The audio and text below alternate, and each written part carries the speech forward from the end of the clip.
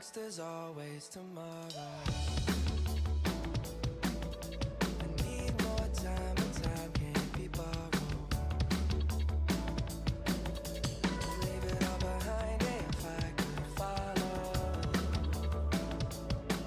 Since the love that you left is all that I get, I want you to know that if I can't be close to you, I'll settle for the ghost of you.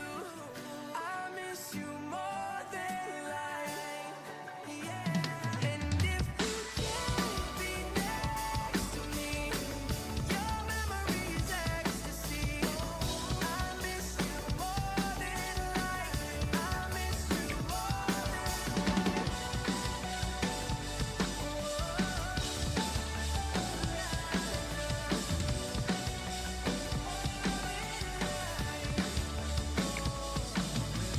can't get close to you, I'll settle for the ghost of you.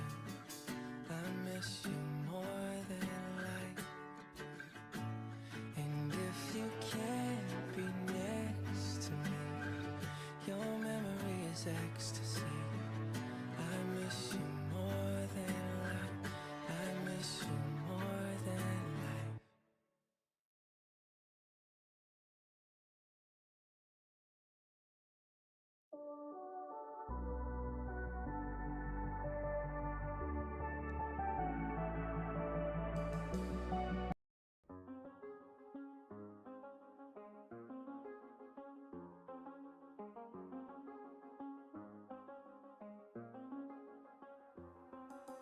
I do the same thing I told you that I never would. Told you I changed, even when I knew I never could. Know that I can't find nobody else as good as you. I need you. Maybe why don't we sit right here for half an hour? We'll speak of what a waste I am, and how we missed your beat again. I swear we need to find some comfort in this run down place. Still brings the gap of this conscious state that we live in. And I'm sure I'm time. How can you try to raise us to fit the same boat? Time, pray for you to move on. But still what they show you. This right, place again. We're thinking back all the things I said. We're thinking back all the things I said. But I said it. I said keep me feeling nice where I'll go.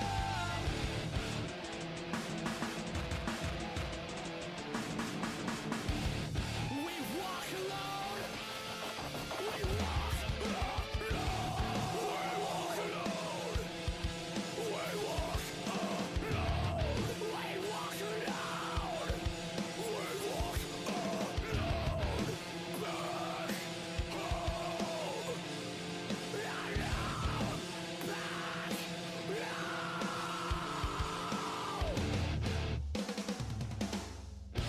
You're almost gone. I'm a director. Hey, I'm a director. Places everybody.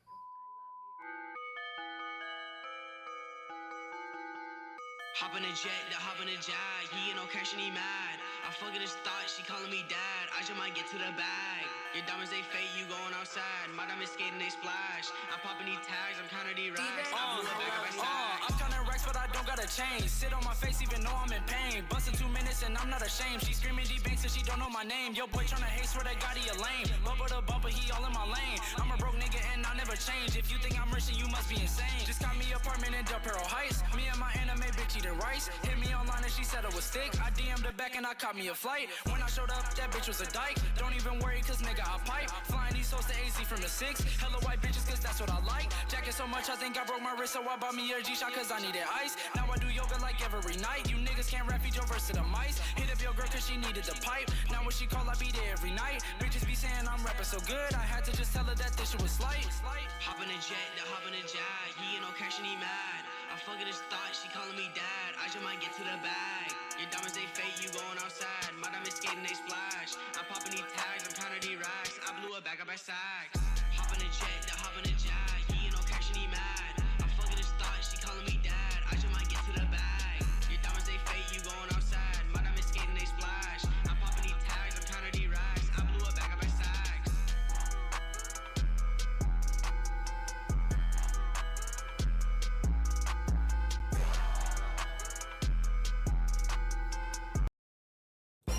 What you got, man? Hurry up. My name is Lil Cumps, ain't my real Willie. No, Nigga, this I'm is ugly as the trash. fuck. I Shut pull up, shut up, shut up. Nobody wants to hear your ass. You gotta fucking trash. get the fuck out. You bangs. My name is Lil Cumps, ain't my wet Willie, leave you speechless. And I'm ugly as the fuck. I pull up looking like a fetus. Got your boyfriend hella mad, cause I won't give him a feature. I pass it to my set because my penis didn't need it. I ain't got no money, but my niggas ballin' steady, steady ballin'. Pulled your girlfriend to the side and she applauding. No, she don't got no hands, cause I like them paraplegics. I like them in a wheelchair, suck them ankles cause I need it. Bitch, I'm Young D Bangs, all my lyrics leave you bothered. Like this one, I'ma pull up to your house and fuck your father. Talk behind my back, my niggas coming for your neck. I protect, and when I'm with your bitch, I show respect. When you in my car, make sure your seatbelt is on. Yes, your girl is bending over, and yes, I can see her thong. But I don't even look, because sex is super wrong. Let's talk about them feelings, ho, let's talk about your day. I don't want a pipe, I told the bitch that I was gay, so she let me touch them titties each and every kind of way. Cameron says she like me, I say girl don't fucking play, cause I'll take off your veins and suck them toes if I may. Yes, I'm fucking trash and I might get thrown away. Don't tell me that I'm cold, bitch, I don't care what you say. I swear to God, I whip a 98 Tacoma with my boo. If you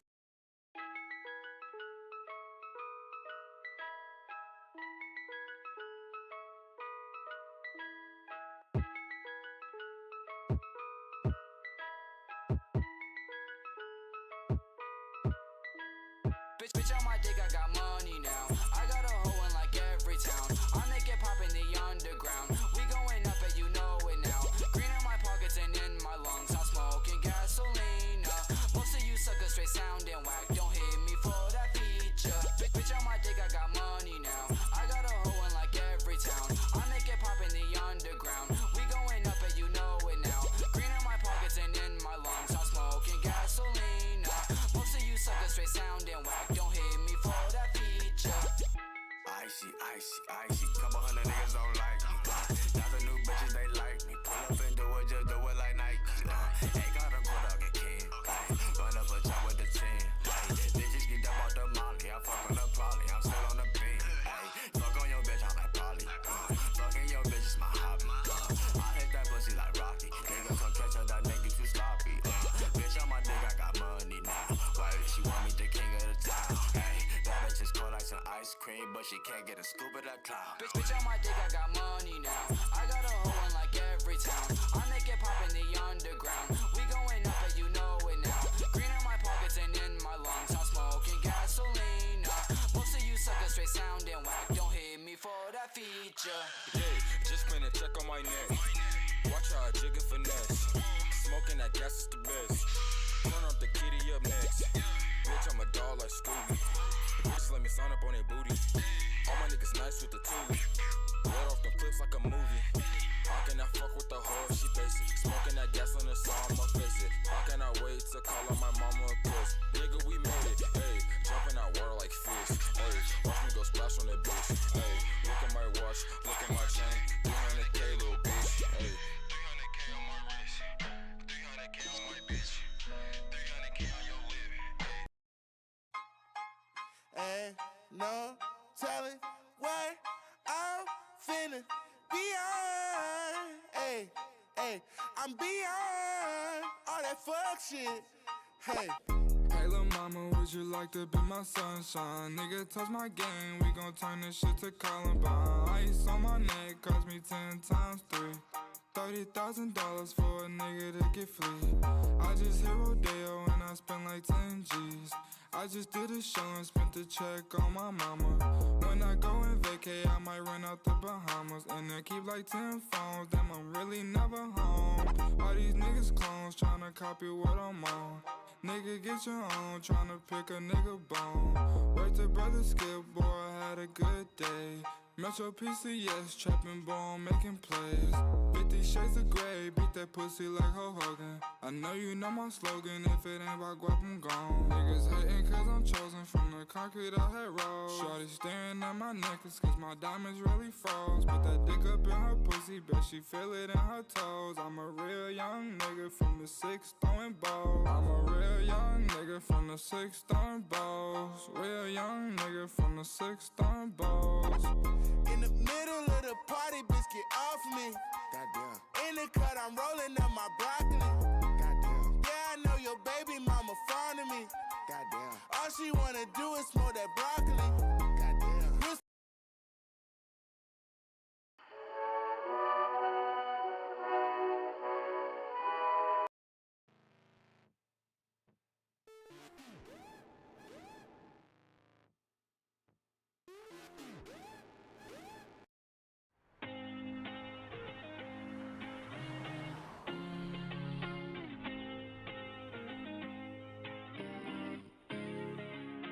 I've been holding on, don't know why. Love's not for everyone, but I still try. I've been holding on, don't know why. Love's not for everyone, but I still try. Yeah, baby, what you talking about? Don't know how to act. Looking at your phone, but you won't hit me back. I'm not getting rest till I get you in my bed. I'm not asking much, baby, just give me respect. Yeah. I ain't giving you a follow, I ain't giving you a check. You want the Chanel, but ain't putting work for that. Come on, baby, show me what you got, bring it back. Drinking and smoking, I know you love to do that. Yeah, I'm reckless, I'm dumb, according to you, but you don't know shit, you don't know how I move. I'm rolling, I'm smoking and do. I ain't telling lies, baby, you know that I'm the truth. I don't know what to do, got nothing left to lose. You play me like a fool.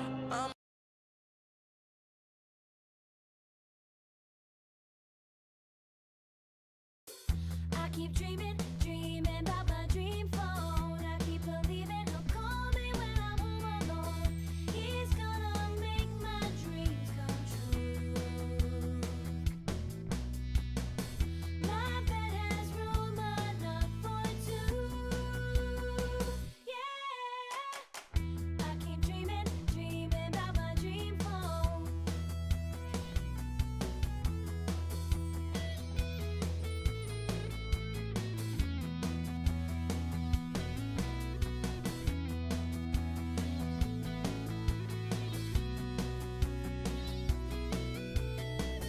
I keep calling, but no one hears. Please help dry up my tears. Yeah, I keep dreaming, dreaming about my dream phone.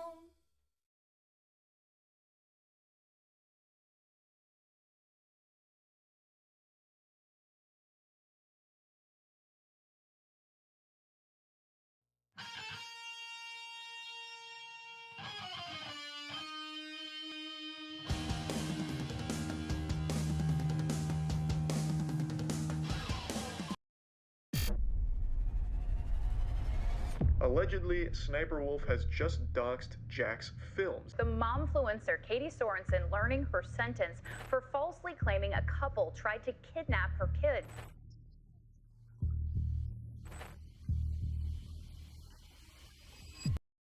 It's just, I'm recording. You got to get used to like driving now, but it's fine. Let's do a lot of podcasts now, which I never did before. You ever check out take your shoes off? Did you have a good ride? Occasionally. Yeah, I think you'd like it, especially some of your episodes. Sometimes, no, but I think when I like podcasts, I want to watch like some kind of like, informative, you know what I mean? Well, why don't we make what we want to watch? Today's Halloween episode is going to be Wait, do I still sit here? Where's the mics? informative, spooky theme music.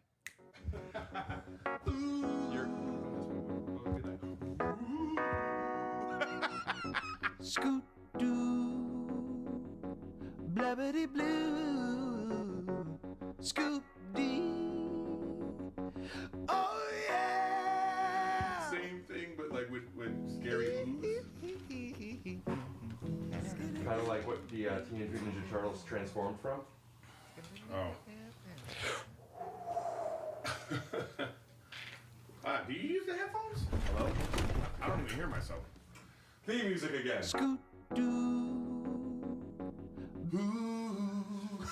I get a good feeling, yeah. I kind of like these. My two favorite commercials. Is this even recording me right now? Yeah. I like this one. For imprint, for certain. Yeah, that's good. That's what, you want a drink? Yeah, some water would be great. Room temp or cold? Room temp is fine. So I got some cold right here. Oh, wow. It's pretty nice, right? Oh, take your shoes off. It's moving up in the world. Look at this. Oop, I like those. Some sodas. I got my clear sodas up top. Oh, God, here we go. Dark sodas down below. I got some sparkling flavored water, some coffees. I think you can learn a lot about a person's And the mic's hard. water organization. We'll tell you a lot about them. I don't even drink this stuff. Do you want a sparkling? A fun No, I don't like sparkling. I'd rather have a regular water. You want room Yeah, temp? I have room temp as well. I'll take one of those, actually. Does somebody give you that? Or you get you Yeah, it is on Instagram. Huh? Oh, okay. I mean, you can drink this whole thing? Yeah. All right, money bags. Funny stuff, Eric. Eric, I love the stuff you're doing. Hi, it's Rick Glassman from the Take Your Shoes Off podcast. And if you want to see me headline in your city, I got good news for you, Texas. I'm going to be there next week at Dallas, the Addison Improv, November 6th, the Houston Improv, November 7th, and then 2 shows at the Creek in the Cave in Austin, Texas, November 8th. And the following weekend, I will be in Seattle, Washington at Laughs Comedy Club, November 15th and 16th. I'm also going to be in San Diego at America Comedy Club, January 8th, and I got a whole bunch of shows coming up in the first couple of quarters of next year, 10, 12 cities so far and doing more. If you want to find out where I'm going to be, punchup.live/Rick Glassman to get tickets. There's also a link in the description, or you could sign up there to find out when I'm going to be in your city. Give me your email address and your zip code. There will be no spam. All I'm going to do is let you know when I'm going to be in your city, so you got dibs. And I got good news and I got bad news. The good news is tickets are selling out fast. The bad news is if you haven't gotten them yet, you might be too late. Punchup.live/Rick Glassman. Eric, what were you saying that's so funny? Don't offer. Yeah, I guess I got to make some money. That water is sponsored by Rocco Fridge.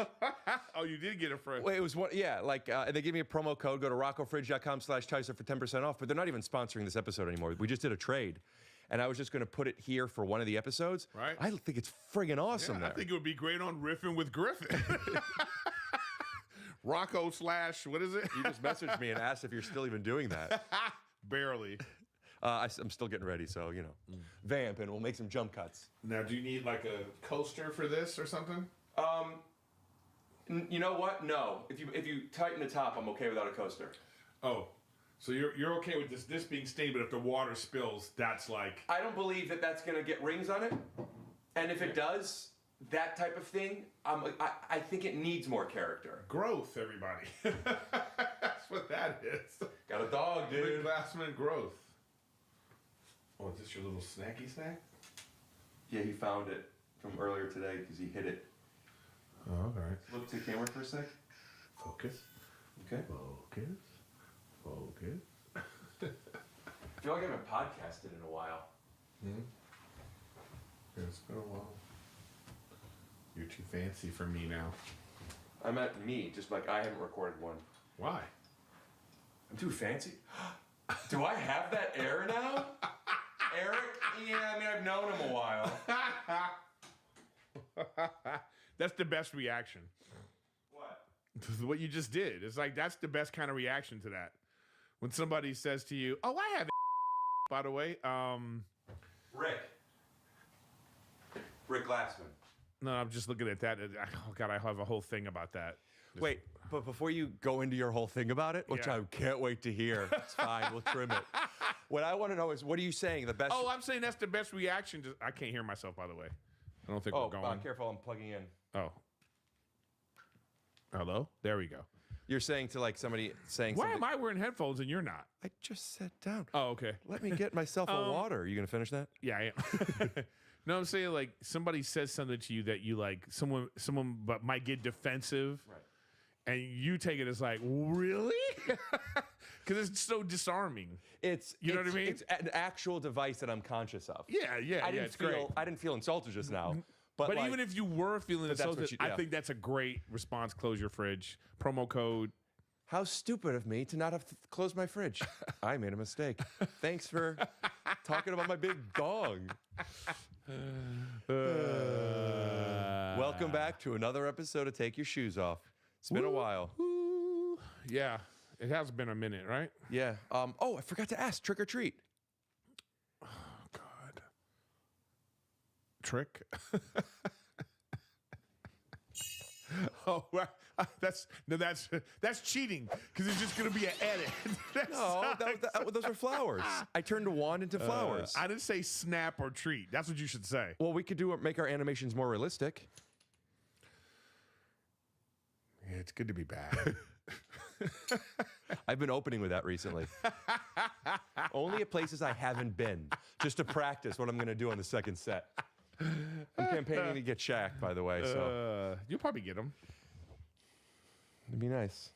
I don't know if you can. This will be weird. I mean, he'll be sitting there, and I'll have to make sure I don't step on his feet. Yeah, his knees will be touching your knees. You're like, Shaq, I need you to back up. Yeah, I once. I've told this story, so I won't tell too much of it again because I assume anyone that's watched an episode has watched everyone. But Kareem Abdul-Jabbar sat behind me once on a plane. Oh God! When I was flying first class, like I didn't fly first class much. It was the ticket wasn't that much more. This was I think it was after 2016. It was the finals. Whatever year LeBron left. When did he leave? 2016 we won. Did he leave in 2019? I think. Something like that. So maybe it was 2018. I think it was. And I flew back first class and I treated myself. And the reason is for, among other reasons, to have some extra leg room. It's not like Kareem Abdul-Jabbar sitting behind me. I turned around and I asked him. He said, no problem. I said, out of respect, I'll go halfway. Gulp, gulp, gulp, gulp, gulp, gulp, gulp. So, you are a daddy now? I'm a dad. It's funny, Rachel was like, she was like, you should take Wolf with you. And I said, I think Rick would like that. But then We could each have our own wolf. I know, but then it would be like weird if he pooped and like I would, it would be a fine. lot. I would have loved it. I also obviously would have written a little sketch where we open up where I'm talking to him. I know, right? He's just sitting here. Oh, that would have been great. I did that with you know what? Next time. my buddy John, John and Allison's daughter. Ladies and gentlemen, my love, Iris DeWalt. Oh, sorry.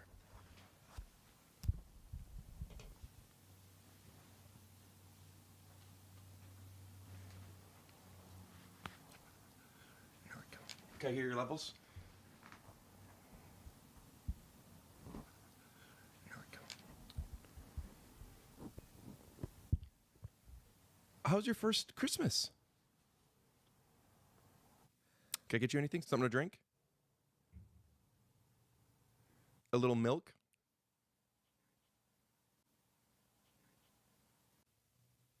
Is your diaper okay? Do you have a little poo-poo?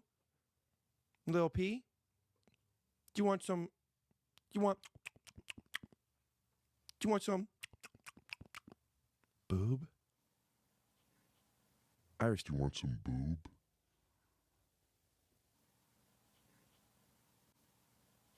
That's something you and your dad have in common. Both like boobs.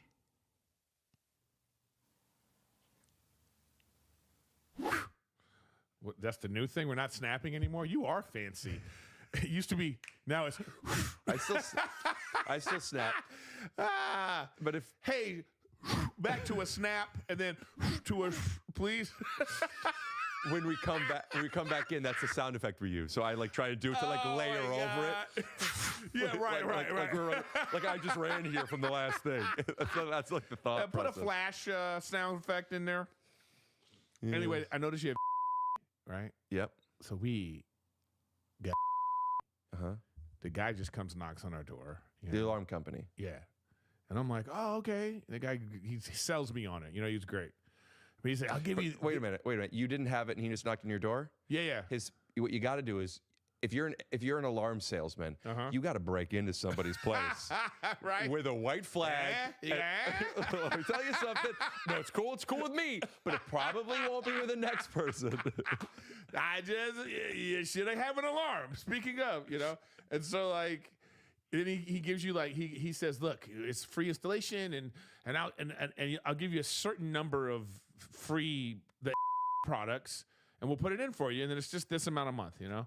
And I'm like, oh, okay, you know, so we get one of those, you know, the what do you call it, the screen things, right? The screen things. Yeah, the screen things. Hey, snap to a screen thing. And then he's not directing this. So like, because I have a garage now, so it's like Rick. I know. Thank you, everybody. So many people I want to thank for this. I want to thank the workaholics, money I've saved, and then like, so I got one of those, and it's you know, when you come in the garage, it's right there. So when you leave, you could turn on the alarm or turn it back on. And I got some cameras and one motion sensor in the living room, like, you know, and then all the downstairs stuff has the sensors on it, right? And it wasn't until later that I was like, oh, this guy, he got me. Because I should get two of those. One should be downstairs. Of course. And one should be upstairs. So you could have gotten that. I wasn't even thinking about it until. How did it get you? It's probably $200 or something. I know. I just ordered it. But the point is, what I'm saying is like, this guy, he should have said that, because I'm thinking to myself, well, what am I gonna do? The alarm's gonna go off. There's a criminal downstairs, and I gotta run downstairs past him to go to press the button to be like, police. No, that's not how it works. Yeah. That's even a better situation. You don't. Excuse me. Sorry. I hope you don't hurt us, but give me 1 sec. Let me just handle this. You don't rock to the alarm that way. The only benefit to have it when you're upstairs or downstairs is if you're upstairs and you forgot to turn it on. Yeah, but what I'm saying is, if the alarm goes off, you're not going to run down to the alarm. If there's a burglar, right, or a rapist. Are you trying to say which one is worse? Well, a rapist is just burglaring your. Okay, we get it. We get your body. No, I get that. But what I'm saying is like, there should be one upstairs, even to set the alarm for like the at-home alarm where it's just downstairs. Absolutely. Now, I would say if you have two, they don't go upstairs. I think upstairs is a third option. Oh God, first option is garage or wherever you come in and out for your car. Right. The next option is front door. The thing is, we just never go out to. But see, you could go to the garage one. It's like the door and they're relatively close. Everyone just turned it off. Yeah, I know. And then we can just like, you know. But anyways, it just made me think of that. I was like, oh, I should have been thinking about it and told the guy, hey, I need you to put two of these. Well, why is there only one? You know, but whatever. And I didn't think about it until like one of my neighbors were just walking around the neighborhood and they just moved in and they also had. And she was telling me all the stuff she got. And I was like, oh, I got. You know, because she was like, I got a panic button. And she got all this stuff. What are you going to do with the panic button? Yeah. Where are you going to keep the panic button? She says they're hidden all over her house. All over her house? Yeah. They're hidden. So even by the garage? You know, panic button. You know, so I don't know. And I haven't even turned it on. Yeah, I'm sure you turn yours on when you go out of town. Or do you how often do you turn it on? I turn it on if I'm taking a shower. I turn it on if I leave. I'm telling you, dude. I'm always like, are you afraid of anybody hacking in and looking at all that shit? I am worried about that. Even on my laptops on the camera, I have a shield over them. I am worried about that. It's a weird thing where you just kind of go like, you just got to hope Google is secure. No, you unplug them when you're home. Yeah. Get one master switch. Maybe. But your alarm should say, away alarm, stay alarm, away cameras, home naked cameras. Yeah, but then we capture so many funny things. What are you guys doing all the time? But the baby stuff, you know, the baby's doing Keep something. it in the baby's room. Let them watch the baby. No, but be the baby's naked. everywhere. You know what I mean? And then Rachel does weird things with the baby, and we like to like check each other. Rachel uses it to be like, "Did I change him? When did I change him?" She goes on the camera. Dude, it's like those meta glasses that you can rewind your life until they download them in people's consciousness, and we're true cyborgs. I know. I have some of those glasses. It's weird. Do you use them? I sometimes I keep them in the car. So let's say I'm going someplace and I want to. I know, like if I was hanging out with you, we went someplace, I would put them on just to be like, hey, look, Rick, I got the glasses. And be like, Meta, take videos. Meta, but it's weird. The AI is weird. Cause like if I had them on right now, I could be like, Meta, what am I looking at? And it would say like, too fancy for podcasting with you, but he would be able to take it in stride. Yeah, it's that guy. It's kind of weird. I think the AI is not ready. It's not ready. Stand up. You know what I Stand mean? up. No, but it's not. It's almost there, but it's not ready. I say I feel the same way with humans. You think so? Yeah, maybe. I don't think we're there yet. You know, like you're completely evolved. Completely evolved makes it seem like there is a full like cell in DBZ. Like there's the master form. I think you just keep adapting to things. But I'm talking about just like spiritually, man. I mean, look at the world, dude. Are we okay? Dude. That's so. yeah. So, put a world right there spinning. Oh, that's what we were doing. Yeah. You know, in Men in Black, like it's on the cat's neck. That's that's the universe. Will Smith, man. Remember how fucking big he was? And then that thing happened that like nobody cares about. What, After Earth? Yes. Because that's, to me, was the start of the fall. You know what? I don't know if it's because I love him so much or because I love that genre so much, but I recognize that's Avatar if you removed all the creatures except for a couple. And what are we watching? But I love that stuff. Sci-fi? That kind, yes. Yeah, me too. So I'm all in on that kind of stuff. I still like that movie. Yeah, I'm all in on that kind of stuff. Did you like that? After Yeah, yeah. I thought. Right. Okay. Same page then. I think same page. Yeah. So I'll still watch it right now. Yeah, I know exactly what you mean. You'd be like, okay, After Earth's on. Okay, I can watch Yeah, this. yeah. You know, you're kind of like, but then it's just like also understand why nobody liked it. You know, but there's also I feel a part the of it. same, dude. I'm telling you something. At any given moment, I could feel the same way about either or both of us. Yeah. Listen, Eric's on stage. I'm in. I understand why people don't like it. You know, like, oh, Rick's doing a podcast. Like, yeah, I mean, I'll watch, see what weird shit. I get why nobody likes it.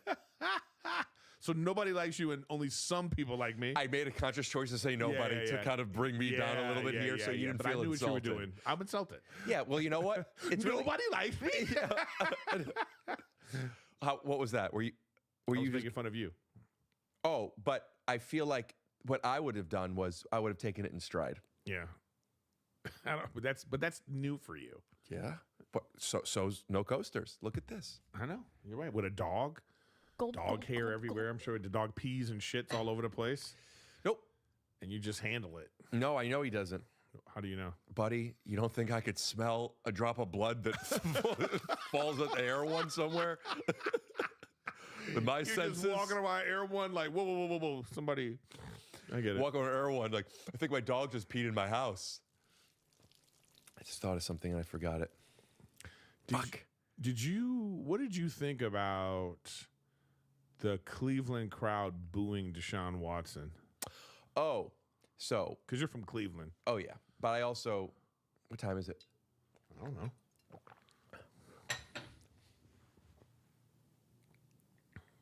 I'm going to try something. What is that thing right there? Like a pull system. Oh. For rehabbing my shoulder and elbow. What happened to your shoulder and elbow? My shows got canceled. Oh. No, I've had I got issues with, I got some joint issues. It's calling my grandma because she knows what's up and I don't. I am so nervous. I don't know if I can last the whole game. Come on, Baker! Oh, motherfucker! Oh, he almost got it. Almost an interception. Oh, Now they have to run the ball up the middle for 2 yards. Shut up, Robert. This is going to be a long day for me. I think I'm going to go in the other room and just wait.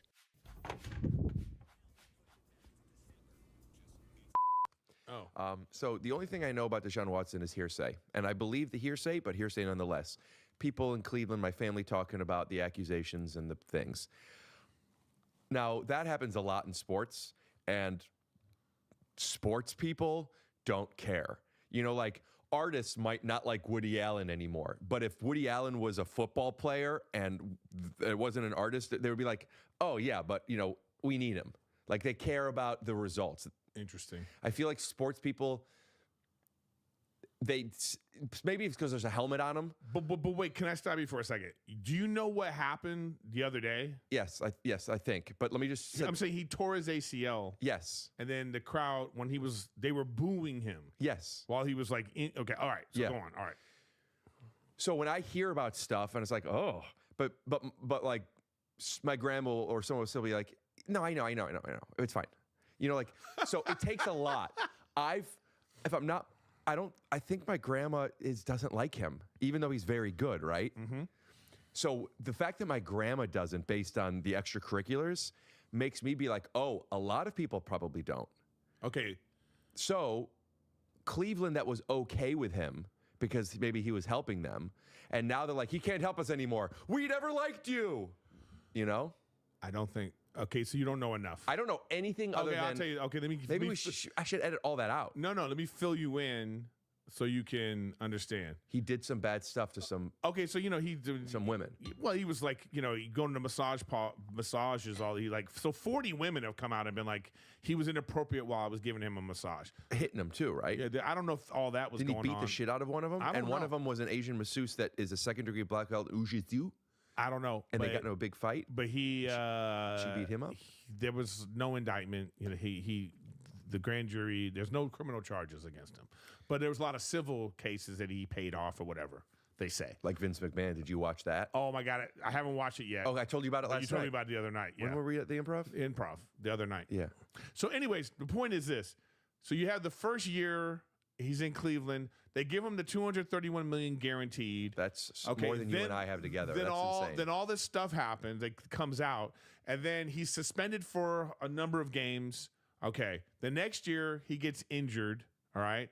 And then now you have this year. They started 1-5, and he is terrible. Okay. Garbage. Can you say that like Charles Barkley? Terrible. And so now he gets hurt in the game the other day. They're 1-5, and they boo him. Okay? I think that they're booing him because they're like, and you're hurt? Like everything that has happened, and now you're not even. So I don't think they were booing like, yay, we're glad you're hurt. Oh, I think I meant what you're saying. I think it's like, that's why I wanted you to know all the. I don't think it was like, oh, like, I think people don't care. So I think originally they were like, all right, you know what? He didn't go to jail. All right, we need a quarterback, and that's what you were saying. People don't care, right? But I think now that he wasn't good, and he did all that stuff, and he just got hurt, I think it was a collective like, boo! Like, but because like a lot of athletes are talking about it. Like LeBron James was like telling he got a whole thing about the Cleveland fans were not right doing that, and I've seen a lot of sports shows where they're talking about it, and I just think that I don't think they're booing that this guy got hurt. I think they're booing because it's just like the cherry on top. But I feel like this is a good example of karma. Karma's a bitch, man. I don't know you were not into football. You're not into football, huh? No. Why didn't I know that? You're into basketball, but not even really. You're not even really into the I NBA. used to be into basketball. Yeah. I still like basketball in a very different way is like After Earth. Okay. No, I get it. Hey, we're going to put on After Earth. Yeah, I know what's going on. Yeah, I get you. Actually, I'm not even into basketball as much as I was before. And I used to spend a stupid amount of money to go to games. It's still, but I don't care. I don't care if if I'm going to watch monkeys suck each other's dicks. If I have those seats, you're like, My God, you can feel It's like I'm sucking that monkey's dick. Now, is now an okay time to talk about? I'm going to wait just in case for timing. 2, 3, 4. I really do want to get Shaq on the podcast. Was that a long enough pause? I think so. You know what I'm talking about? Yeah. What do you think I'm talking about? I don't know what you're talking about. You don't know what I'm talking about? No. All right. Do me a favor, John Michael. Edit out that time between. When we both go, we're going to swipe back to what I'm talking about, where I'm talking about what I just talked about, and then into Shaq. I don't care if if I'm going to watch monkeys suck each other's dicks. If I have those seats, you're like, my God, you can feel it's like I'm sucking that monkey's dick. I really do want to get Shaq on the podcast. Oh, that's what I'm saying. I didn't want it to be that. Yeah. You think Shaq has a big monkey dick? But I'm saying, listen, do I think it or would I say it? What I'm saying is, of course he's got a big dick, but I wasn't meaning to you know what I mean? No, I don't want no. Hey, John Michael, I want no part of this. It's the Halloween episode. So, John Michael, cut to me staring at camera for 5 seconds. Nope. Don't do it, John Michael. He said trick or treat. I said, whatever, dude. Whatever Eric wants, he gets. But run it by me. We don't need to. So Eric, I took a little bit of an edible. I know. I called Eric. I'm speaking to the audience now, my goblins. I called Eric because sometimes, I don't know if people know this, I just know you really well. Sometimes Eric could be a bit of a grouch.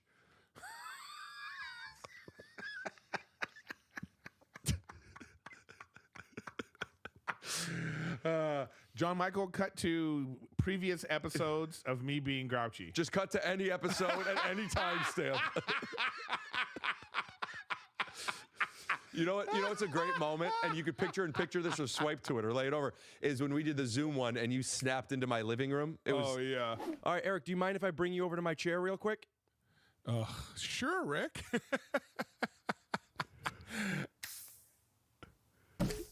Oh, that's a lot better. I'm gonna have my little goblin walk by with a waiter's outfit and take your order.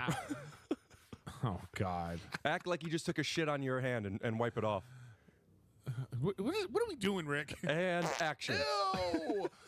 Ew! That's gonna cost me $400. And it was a really cool transition for what we were doing. But you were just like, oh, brother. And that was right when Tom and I started working together with the animation. And I'm like, go like this. A little goblin's going to come poop on your hand. That was probably the first time that happened. And you're like, oh, brother. Yeah. But I asked because I wanted to know back to my goblins I'm talking now. I wanted to know, is Eric going to come over where I'm in a silly mood and he's going to, oh, brother, or is it going to be okay? Also, while I'm talking about goblins, I want to say have a happy Halloween, and I'm wearing my Rick and Goblin shirt. Oh, is that okay? Yeah, I put the trading card on a shirt. Oh. I'm thinking I want to make them, of all the people to give to people, I should do that. Like, give you a card, and here it is on a shirt. Oh, yeah. Maybe for yours, because everyone's as flattering but yours. Yeah. And you wonder why. I don't know, I'm just too fancy, I guess. But for Halloween, from when this episode comes out to the end of October, I'm going to do, you don't even get any 10% off on these. I give boobs as a promo code for a lot of merch. These, no discount code. Psych boobs for 20% off. How many O's? That's the thing. They have to figure it out. Oh. I'm thinking 5. What do you think? I don't know. I think there should be different for different O's. Yeah, just they keep go back. Yeah. Back. So it's boobs, but with 5 O's. BOOOOOBS. So 8 characters, which is what I call myself sometimes in bed. Why? Fake mustaches when I'm having sex with somebody. I have 8 characters. Oh, brother. Oh, brother. Yeah, so get this Rick and Goblin shirt. Do you think I should do 25% off? I don't know. How much are they? I probably have a 20% margin. Are they $40? Yeah, I think they're between $38 and $42. And then are they made on demand? So you only make $16 on that? I mean, I'm losing money on the shipping. I mean, I set a shipping price. They're raising it, and I'm like, I can't charge people that for shipping, even though that's literally I'm being charged more. Yeah. Shirts like that are it's basic. Anything like that is like a tip. You know, you shouldn't worry about it. When people buy merch, they're buying merch because they're saying, "I support you." Oh, that's why I'm saying. That's why I'm saying. why don't worry about it. But I'm saying, like, at 25% off, I might literally be losing money. Check this out. At 25% off, I'm losing money. You'd be stupid not to go to rickglassman.com, click on the store, and get this Rick and Goblin shirt. Use promo code BOOBS. BOOBS. You have to be out of your mind to pass up a deal this boobs. I just annoyed my dog. Yeah. I saw it. This episode is sponsored by DraftKings. New players can play just $5 and get 50 instantly in casino credits. Download the DraftKings casino app and sign up with code TYSO. Then press play on your favorite games to join the fun. The crown is yours. Gambling problem? Call 1-800-GAMBLER or in West Virginia, www.1800gambler.net. In Connecticut, help is available for problem gambling. Call 888-789-7777 or visit ccpg.org. Please play responsibly. 21 plus. Physically present in Connecticut, Michigan, New Jersey, Pennsylvania, West Virginia only. Void in Ontario. Ooh. Eligibility and other restrictions apply. One offer per new casino customer. Casino credits are non-withdrawable and expire in 168 hours. Terms at casino.draftkings.com/get50. Ends November 24th, 2024. What? Ends November 24th, 2024. They wrote it with the letters, not the numbers. Crazy. But he loves me. Or is he just like, well, this guy feeds me, so. Yeah. But yeah. Like if the Neuralink works and they could give it to the dog and the dog could actually communicate with us, what do you think the first thing this dog would say? Rick's really comfortable masturbating in front of me. I knew you were going to say that, and I knew you were going to say that because the truth is that's not what he was going to say. I just knew you thought that's what I was going to say. Character number 2. While I'm having sex with her. Like this. Oh. I think he would say he wants to be off leash running around more. Oh. He loves it when I could take him somewhere like that. I take him on long walks all the time. But you have to leash him? Yeah. Because, I mean, I got to take him to parks more often. But are you nervous that he's going to run into like some bigger dogs? Yeah. I mean, he's great around big dogs, but I want to be on leash first. I want to introduce them, you know? So you don't leave this dog like, when you're not here, he's in this. No, I leave him. I leave him here jail now. cell. Nope. I trained him in there for a little bit with diapers in there. Oh. And now I close my bedroom door just in case something happens. I don't want to come home after a long night and not be like, I'll deal with it tomorrow. Right. Bedroom door is closed. He has full range of everywhere else. Oh, that's good. And for the past 2 weeks, he's probably watched 12 seasons of the 3 seasons of Only Murders in a Building. For whatever reason, I put different shows on. When I came back, when that was on, maybe it was a coincidence, but he was in just a good mood. And I'm like, I think he likes Only Murders in the Building, or Martin Short and Steve Martin. And that I love that show. This current season is like, I think they've lost their magic. I haven't watched yet. Oh, but even the last season, I felt like that last season was it was like, oh, okay, Season it's still 2? good. No, 3 because they're on season 4. That is the most recent one. No, they're on season 4 right now, I believe. Oh, really? I haven't. Yeah. I've only seen 1 and 2 then. Yeah. They're on season 4. Shout out to John Hoffman, who I met recently, who co-created with Steve Martin. I didn't know anything of him before. Oh, like, really? I mean, I didn't know. I didn't know anything of it not being Steve Martin. I just thought it was Steve Martin. Oh, and it's like that makes sense. And John Hoffman, and I met him, and super nice guy. And I did a bit that he liked, like a very little. He was just talking to somebody right here, and I just like walked between them because I needed to. Like that's the only way to get through. But I made myself like thinner than I needed to get through. You know what I mean? Yeah. But it wasn't like pretending to go down the stairs if you can't see below the feet. It wasn't big like that. It was just, excuse me, quick. And then I didn't think he even saw it. And then when he complimented me on it, it made me think like he knows Steve Martin.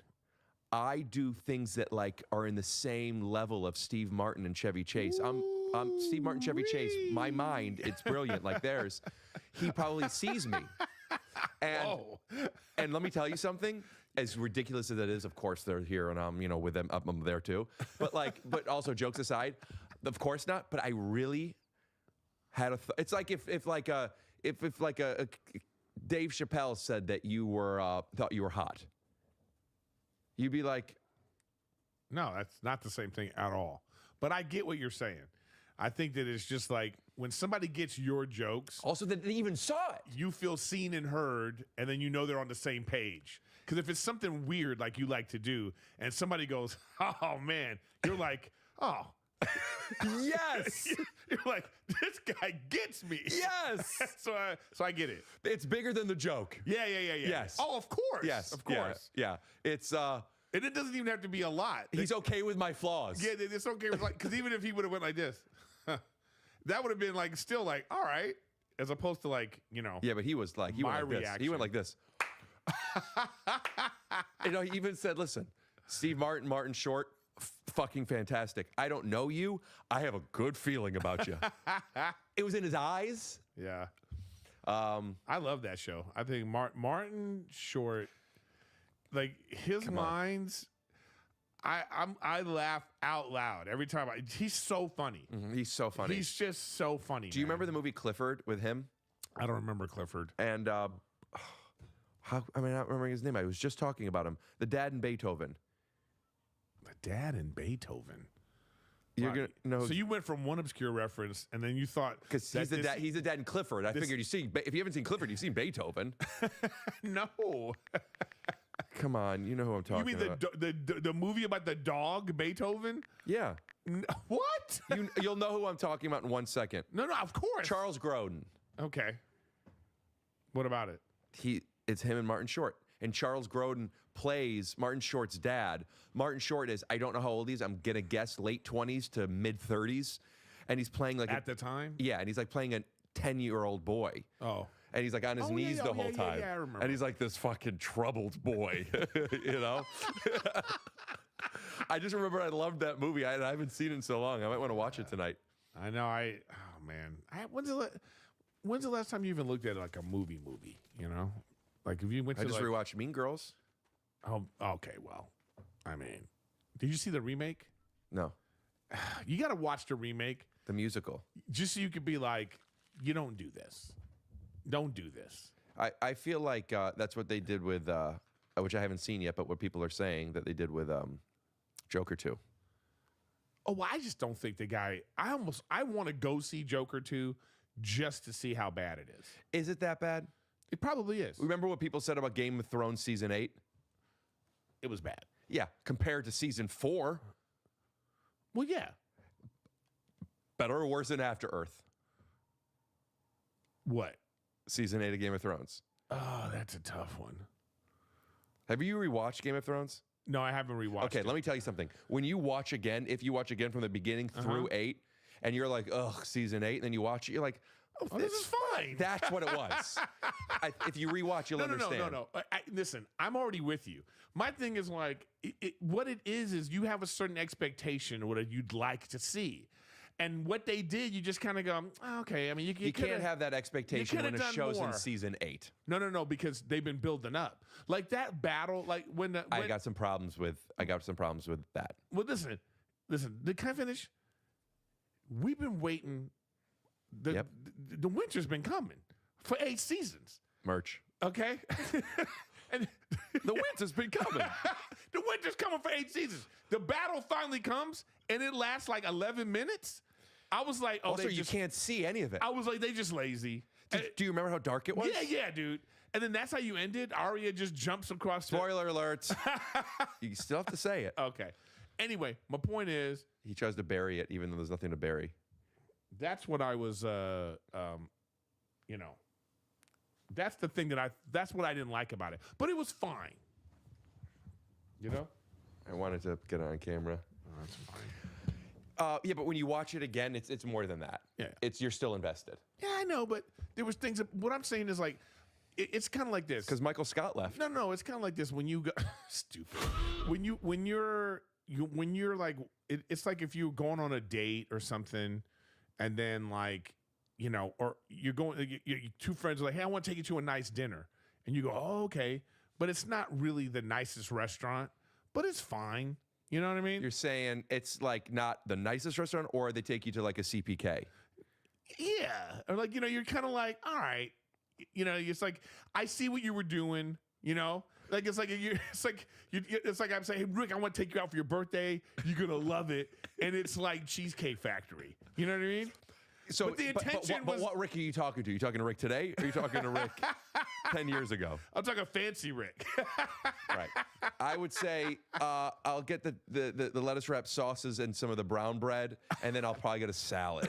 You know what I mean? But what I'm saying is like the intention was fine. Right. Because you're like, oh, okay, I see. But I just people are acting like you said, and I need help with this because I can't think of a restaurant that fits, but you understand.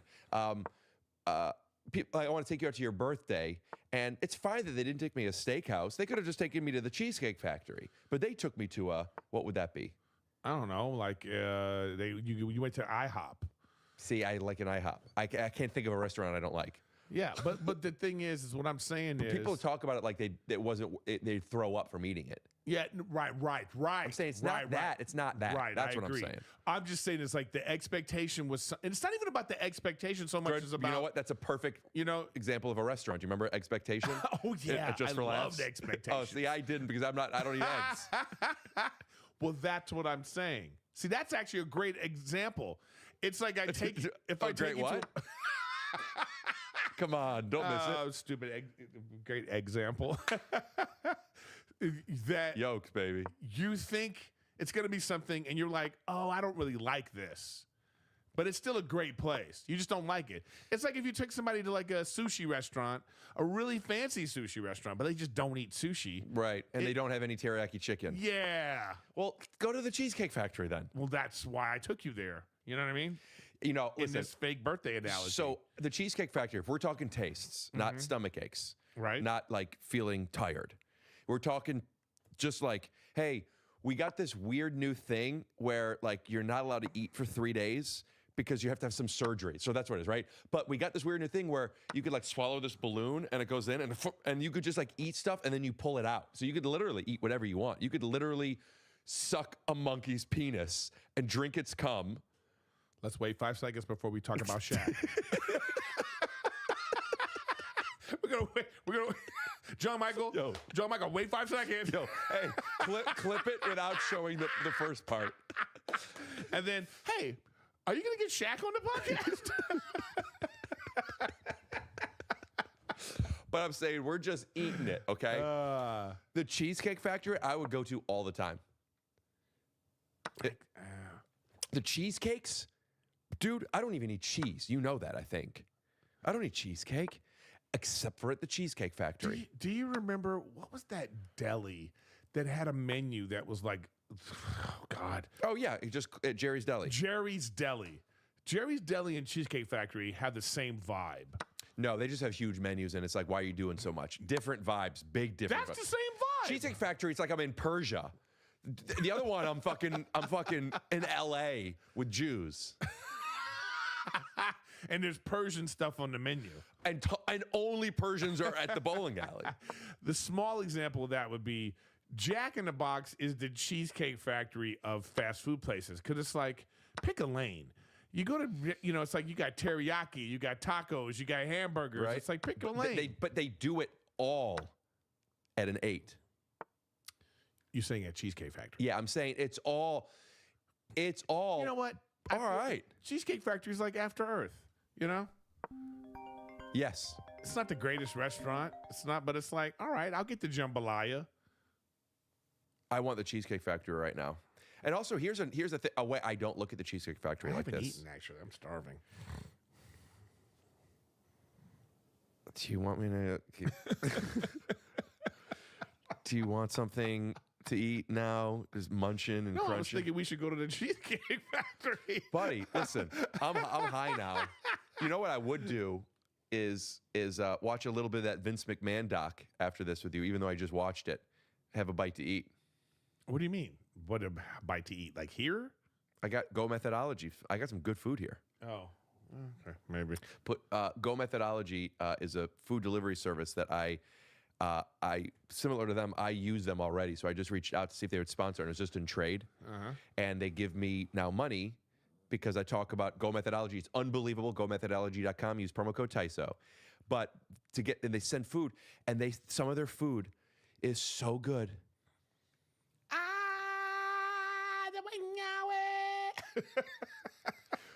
It's the Sakura as it moves on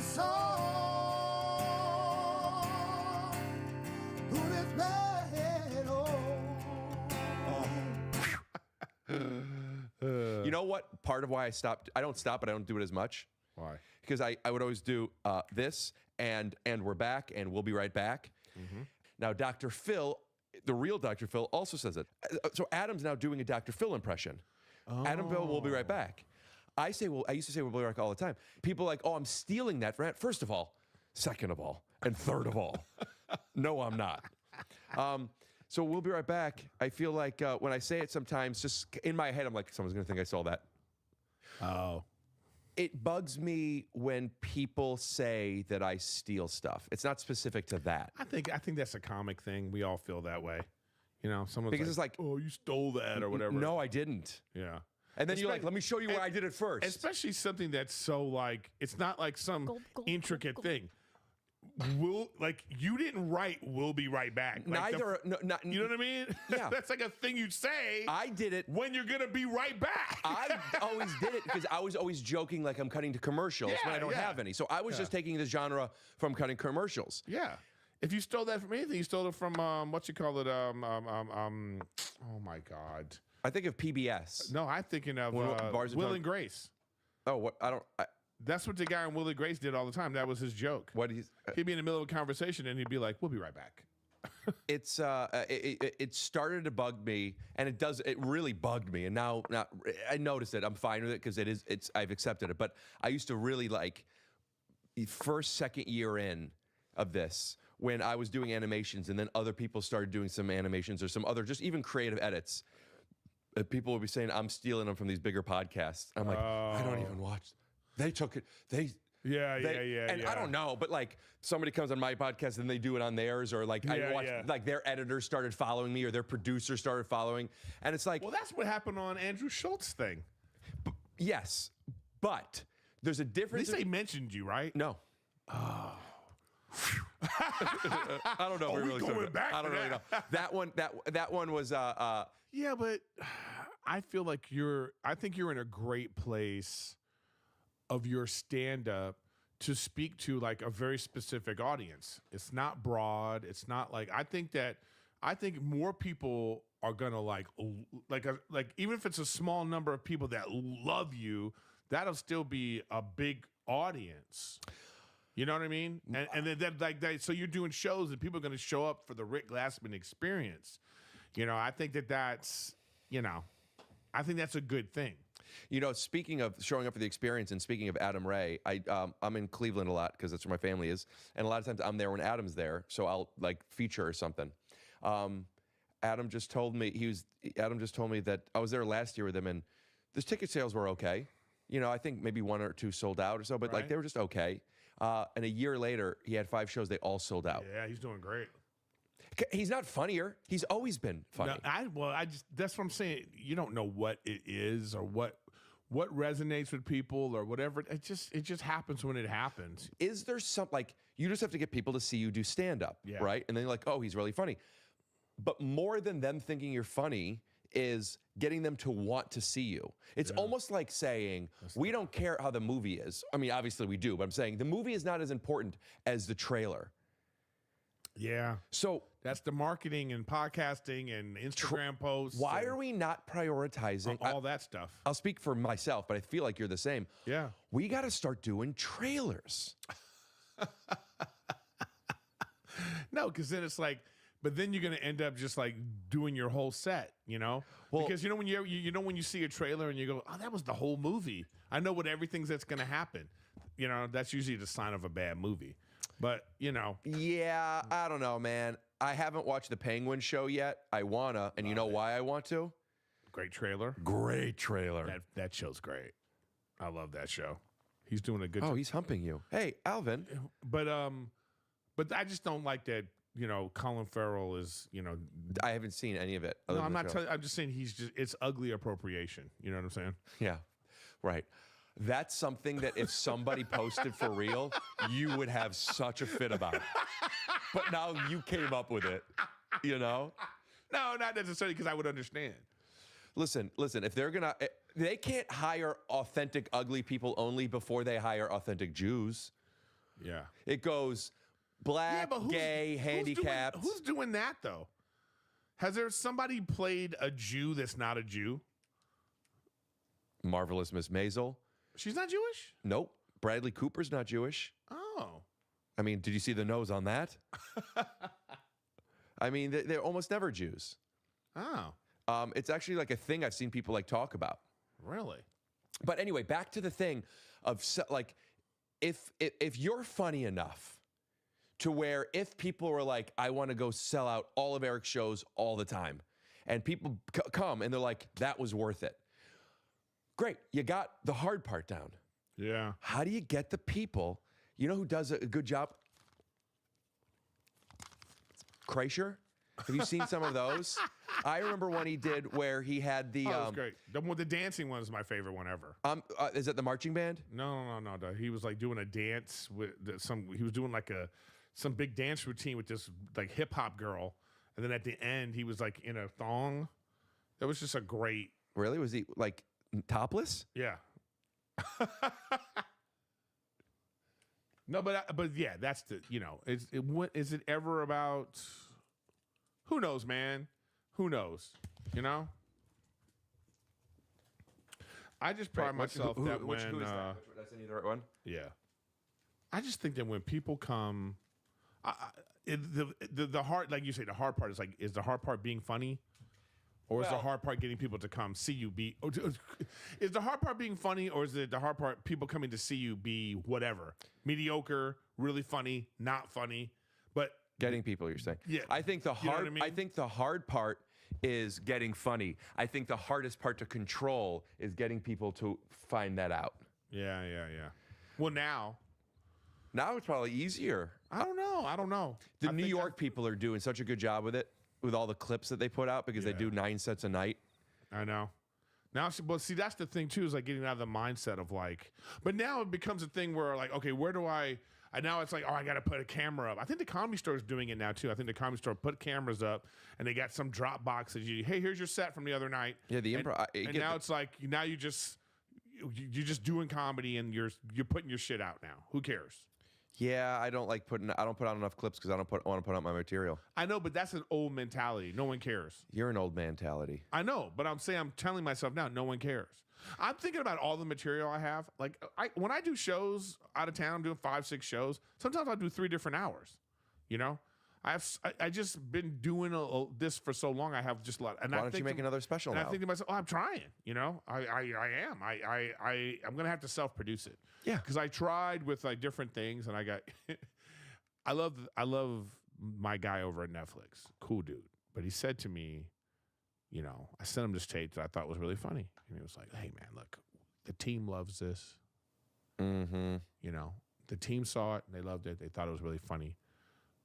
But we're looking to cast authentic I know, ugly. They were like, but they were like, he said these 2 things, budget restrictions and slot restraints. Slot restraints is in they don't want to put out more than 1 a week? Which do you think pissed me off more? The budget or the slot restraints? Well, the budget wouldn't piss you off. No. It's a computer. What slot? Well, they restraints do you slot restraints? They think there is a certain amount of that they could put out to keep people engaged. 17,000 products on Netflix. Yeah, but when I Googled it. But when one comes out, I Googled it. There's a reason you don't put out 5 podcasts a week. People will stop watching. I think they do. They already are. That's what I'm saying. I think they put out 1 special every week, don't they? I'm just saying. Oh, so 50. So That's you're already too many. So you're telling me, right? No. So my thing is like, there isn't 52 people. No. There aren't 52 people, not just in a year. There aren't 52 people working today that would have gotten a special 10 years ago. That's not true, but there's not 100. I don't know. Anyways, so what I'm saying is like, I was like, but then then I'm looking at what people are doing and I'm like, oh, like Fahim. Fahim is like putting out clips. Now he's selling out places. And I'm like, oh, well, there it is. You just got that. You change with the times. You know what I mean? You change with the times. Is one of the trailers. I just don't want to do that one. Yeah. You just want to, but see, Adam's stuff. You would have to do it weird. I mean, my stand-up isn't always weird. No, but it's just if it would be like, people would be like, what? If you just did like some plain thing, maybe they would think that's the joke, you know? Podcasts do it for comics. Adam's podcast didn't. Dr. Phil did. And now he gets to do Dr. Phil, and you could just put out trailer after trailer.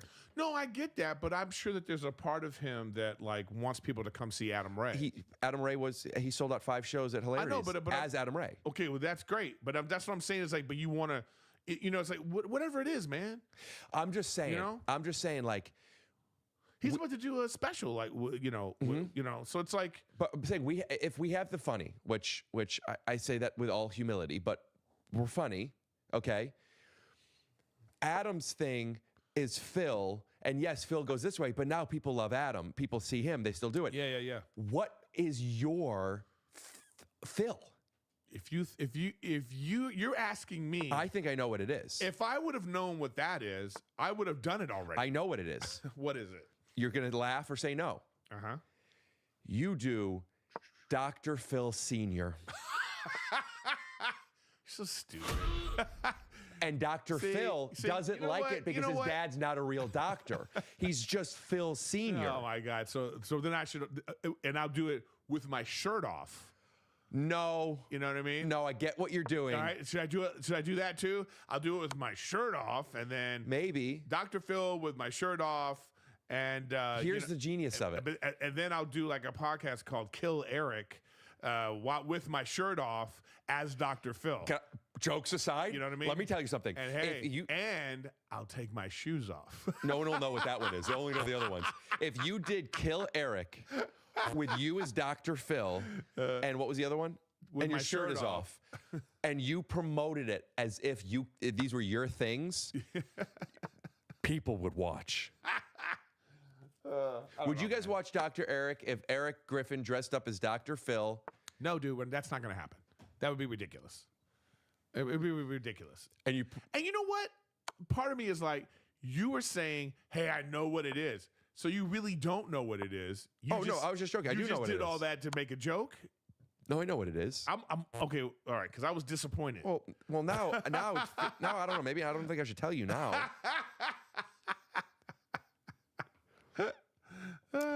I think you need to be a pastor. I think you need to do.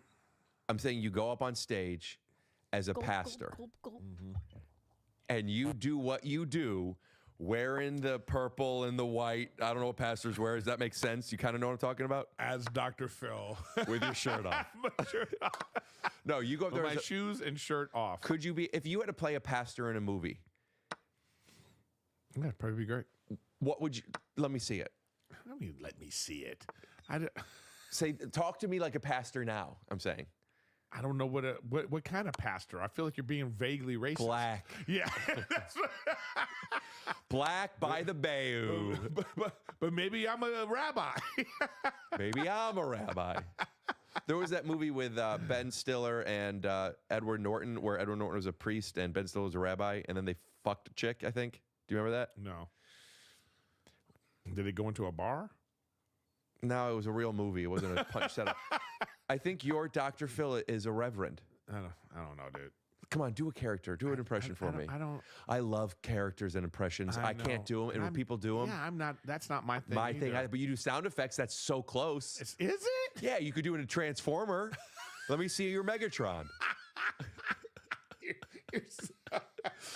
Could you do an impression of? You know, Oh, of you are Sub-Zero? high. You are high. Sub-Zero? Who's Sub-Zero? Oh, is that from the fighting game?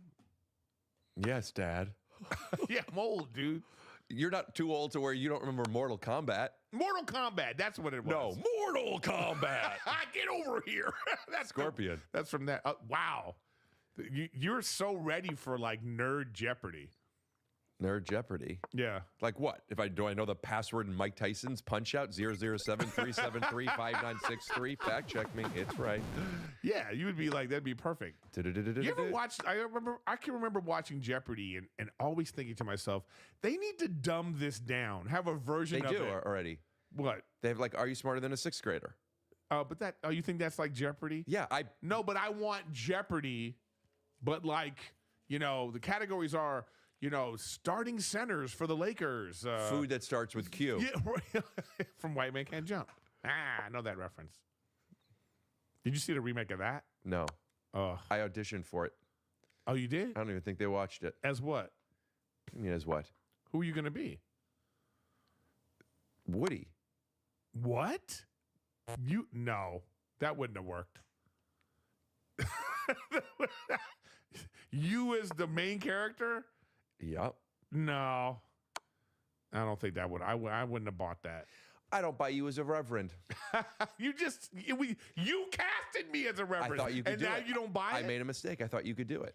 Oh, my God. Cat Williams does one good one, doesn't he? Is it him? Who am I thinking? That's his stand-up. That's He's just a his reverend. thing, Yeah. yeah. Dude, I know Cat Williams is in the news now because of black culture, but I will tell you this. He has always been so funny. Yeah. Not just funny, but insightfully funny. Yes. And Cat Williams, Chris Tucker, they could be saying nothing. Yeah. Chris Tucker was always like that. There's something with the vernacular, how things come out of their mouth. Is Both of them. You know what I mean? Chris Tucker always had that. Have you watched Rush Hour as an adult? Yeah, I love it. But I always thought it was like a 60% hit rate. Which is fine. Because I even thought Key and Peele was like that.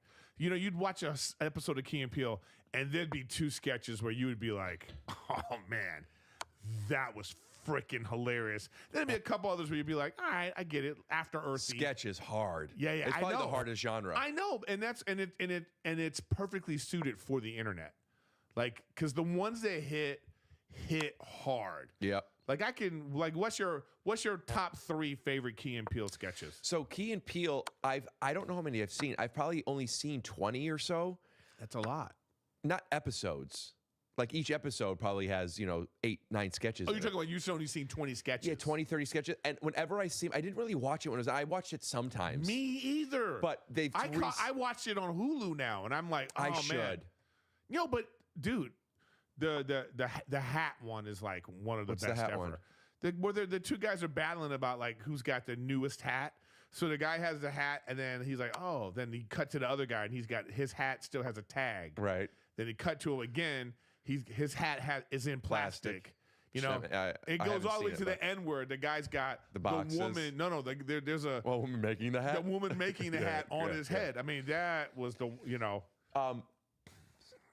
So apparently, there's a Key and Peele sketch where they shake a key for like Jews or slavery or something. I don't know. I had some guys on my podcast who happen to be black, and I did a key shaking joke. Right. More thinking like it's Sears, like to make a baby laugh. Right. And I get tons of comments on it now saying that I stole that from Key and Peele. That's like one of those things. It's like, oh, I believe Key and Peele did it. I never saw it. Oh, I got you. People jump to steal. And let me tell you something. I've done that once in my life. When? When I was younger, you stole that from Wayne's World. It's like I'm referencing. I was younger, and when my bar mitzvah, I got a gift. Somebody gave me Oakley's. John Michael, cut to pictures of him. We have it. It's at the end of I Am Phenomenal. There's some video of my bar mitzvah party. So John, cut to it right now. You got to. Okay. You got to. All right. And I'm we're back. directing this episode now. Somebody gave me a pair of Oakleys, which were hot back then. Oakley. I remember Oakley's. Yeah, they're like for snowboarding or something, and then they became that like, was right before Ray-Bans. It was like Oakley's and then Ray-Bans. but for trending. Yeah. And I couldn't find my Oakleys, and I accused somebody who I think of stole it from the. I didn't accuse them. I just told my parents I think such and such stole it.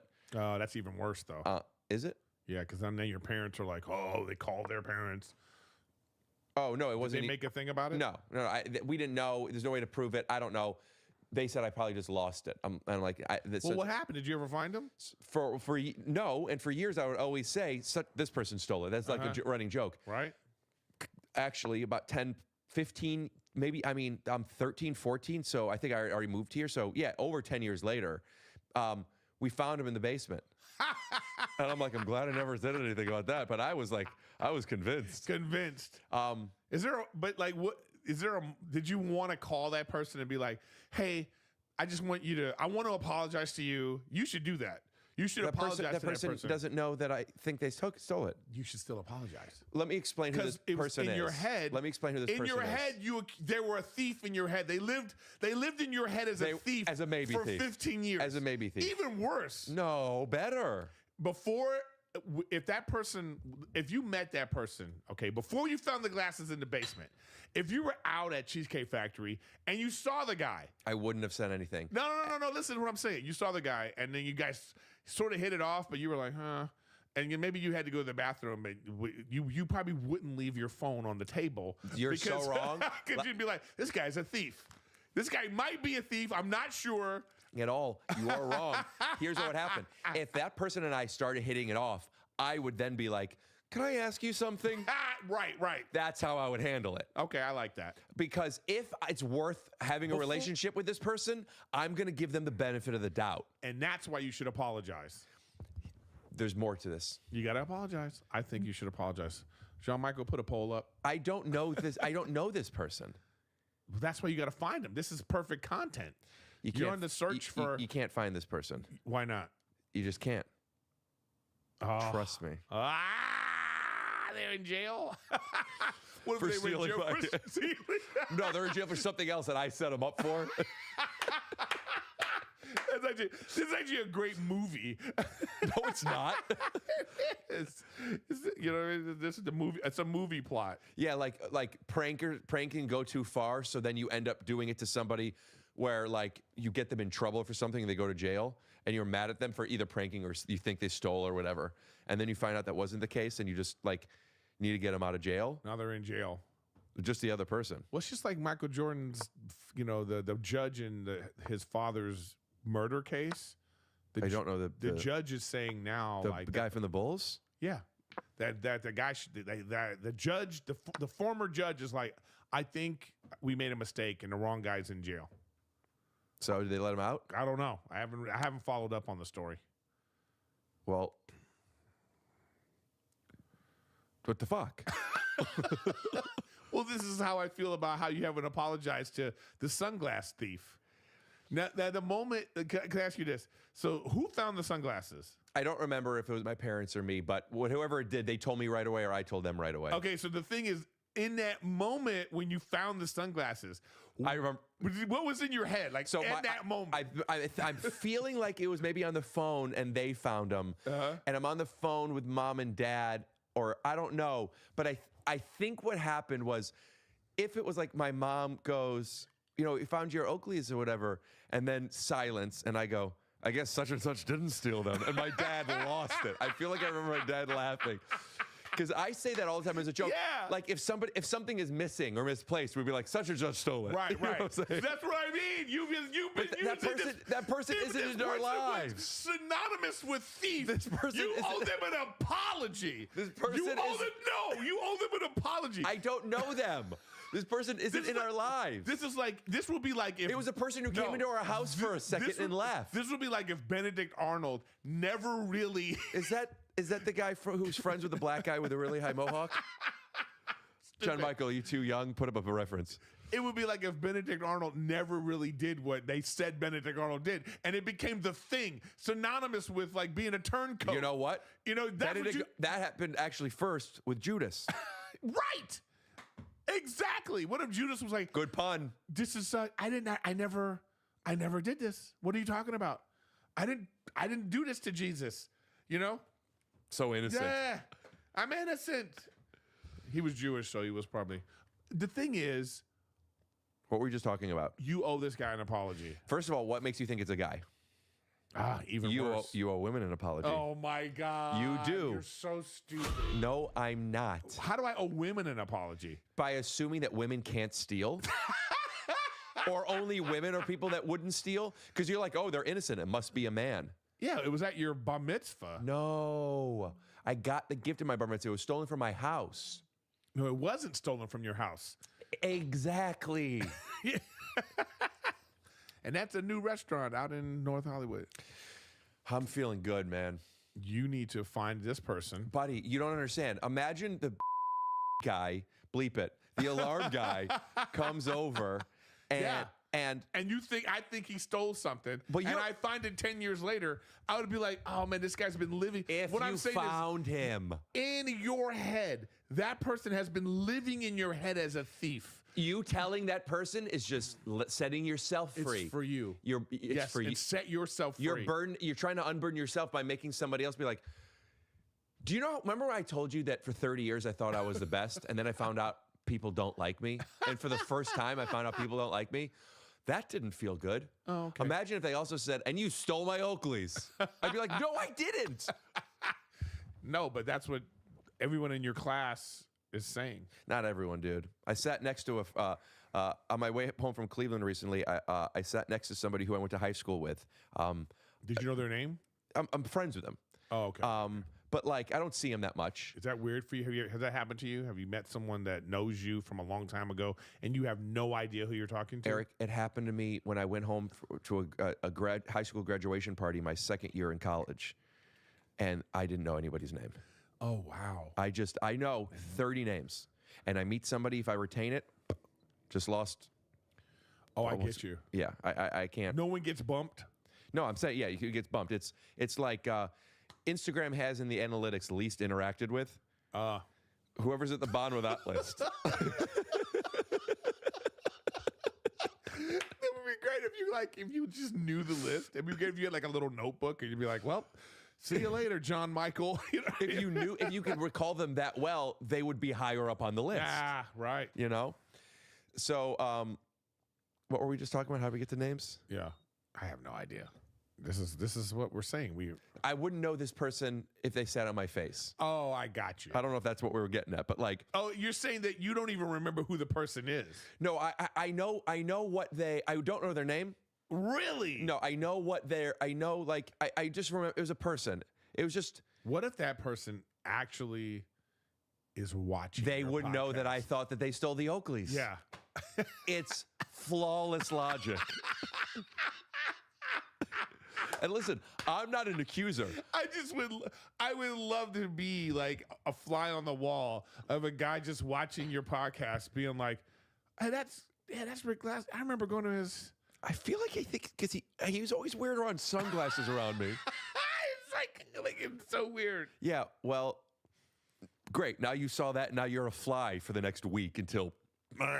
So was it worth it? Yeah, it's like, do you really want to be a fly on the wall? No, dude. That would be just like, what are we talking about? Then You you're think like humans haven't evolved yet? then you're talking about a peeping Tom. You're just like sitting there. Yeah, but there's something about a fly seeing it's not gross. It's like masturbating in front of a dog. It's probably gross. What do you do when do you kill bugs? I actually have this great, it's like a purple light thing, and the bugs fly into it and they get stuck, and then you just take it out and throw it away. Oh, so you don't just step on bugs, you torture them. Like if there's like a bug PETA, yeah, they would hate me. I mean, that sounds like this new wave protein type of gyro. Yeah. Do you know what I'm talking about? Because of cricket protein. Oh, right. And what did you call it? Oh, they don't. Oh, Hold man. on, but what was the pun? What just happened? I don't know what happened. You said something gyro or PETA. PETA. Bug PETA. Is there does PETA care about bugs? No. I think it stands for People Eating Tarantulas Anonymous. Did you see Come on. Did you see Crazy Chimps or Chimp Love or? I honest to goodness. Take a second. Yeah, I was just gonna move this. John Michael. John Michael. Stop. We need like 4 seconds before I ask him about. I'm moving the water first. I'm moving the water first. I'm just put this over here. I wanted to just put this back. Oh like my this. God, you're never gonna get this guy on the podcast the way you're doing that. You made the jokes. I know, but PETA, I'm surprised. God, would that be too far if they were worried about ants, bugs? Well, and stuff people like got to that? worry about the bees. Yeah, but see now that's The bees, the gateway bug. Yeah, that's so it goes from bees. So it used to be you were allowed to say sheep. you were allowed to say like people would say the F word for homosexual, and now you have to call it the F word, and you could say fuck. Okay, right. Now before that, and then you can't anymore, right? So like and then people. You never could say the N word, but like there's all these people going back that like they were saying the N word. It's like, oh, it was a different it's like, oh, they didn't say it recently. Right. Like that, you can't, right? There's all these things, times are changing. You know what hasn't changed since like the 40s? Bugs until bees. And I think bees are gonna be that black or gay, whatever that thing is that makes people be kinder to people. Bees are the new black and gay. Is what I'm saying makes sense? Because if not, I could get in a lot of trouble. But if it does, I think you're saying, do you know what I'm saying? No. Before, but bees have a purpose. But I'm saying, Gen B, okay, which is after Gen Z, they're gonna be. That sounds like or Gen B will be 2 generations after Z. No, this sounds like that'd be a sequel to Bees. Gen B, you know what I mean? Love what you're saying, but put it on ice for a second. What I'm saying is generations are going to start respecting bees so much that they're going to start respecting other bugs. I doubt it, but maybe. But here's the thing. It's not about bugs. It's not about gay. It's not about black. It's about life. Hear me out. All lives matter, sure. All bugs matter. Well, not all bugs. Let's just talk about the big ones. Okay. Because spiders are important. Are they? Yeah. All right. They eat all the bugs that hurt you and ticks and stuff. I don't know.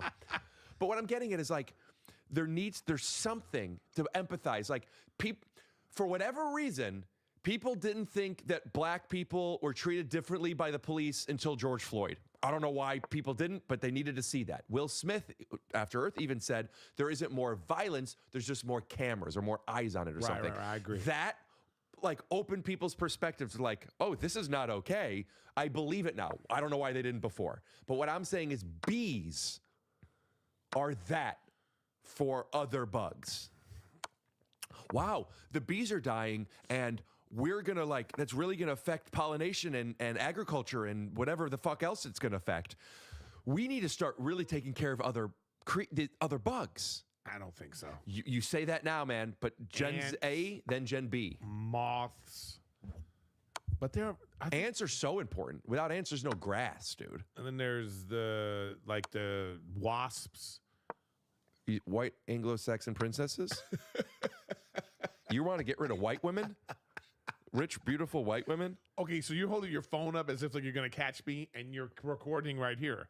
Oh, welcome to irony. Yeah, man. Yeah, man. I also sometimes... Yeah, what is that? Is this some new thing you're Can't doing? hear anything. It's just a bit. Oh, is that what? I didn't get that. Oh, you're doing bits. Oh, my God. I forgot I was going to take your shoes off. Because if people are watching this and they see my headphones are off...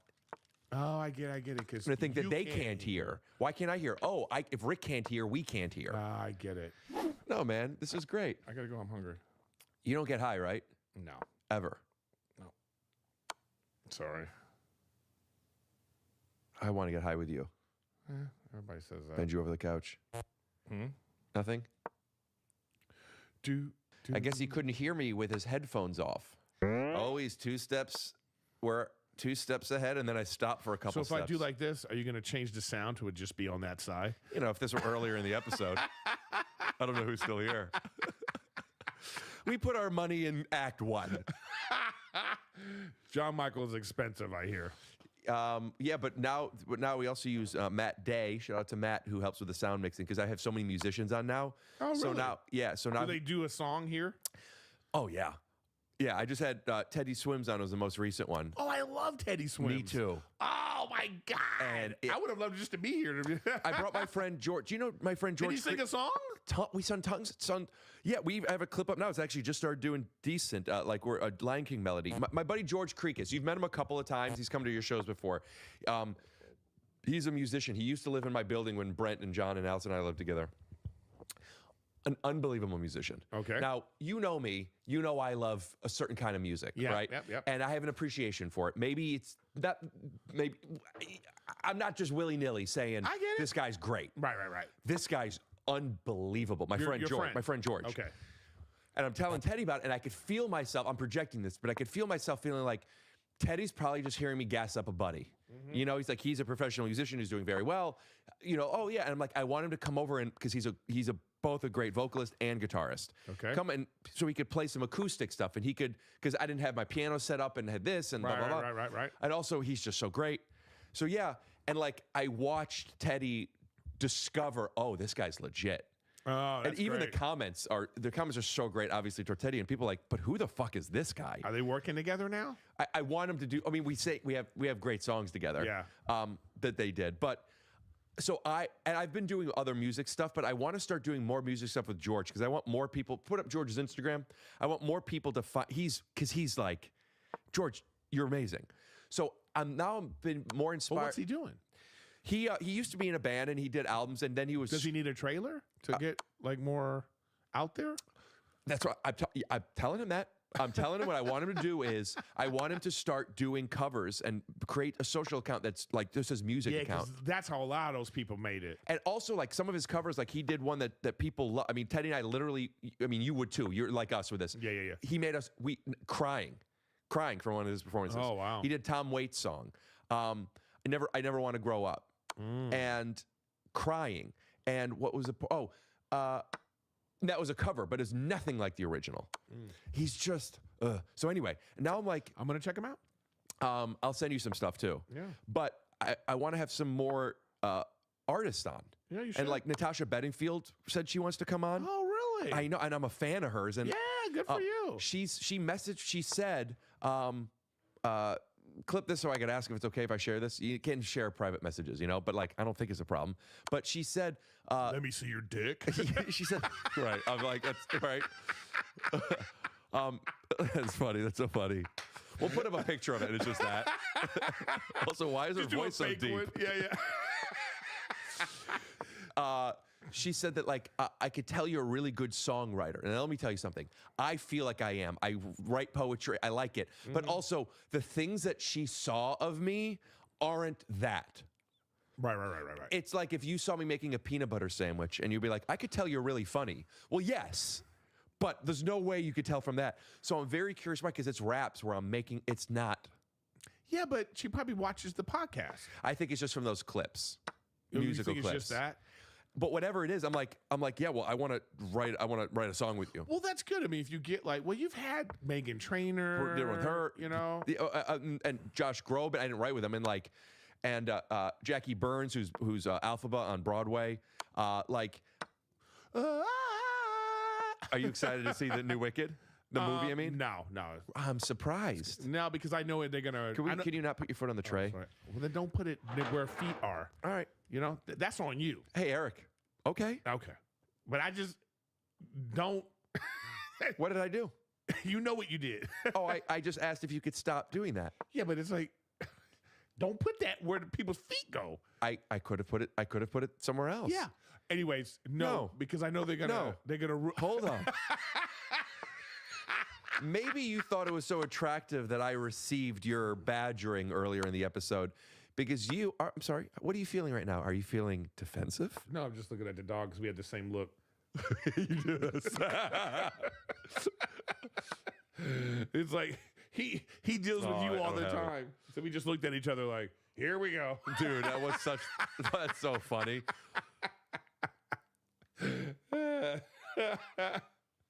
You should just have a dog cam. Just felt on like one of those things like when Jonah Hill in whatever the Babysitter movie when you're walking and it's a GoPro basically in your face so it aligns like this. Yeah. Alvin cam. Yeah. That'd be kind of funny. Did your phone just vibrate? Yeah, it's my phone. Dude, I'm getting... Oh, my God. Oh, well, I don't even want to talk about that. What are you looking for?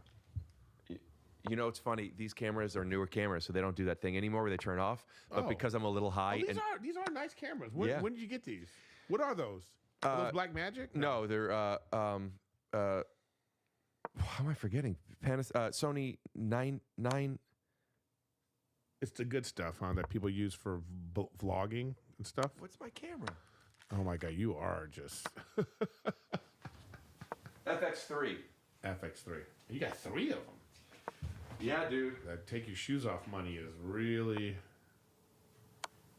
doing good. I'm hungry, man. Yeah, me too.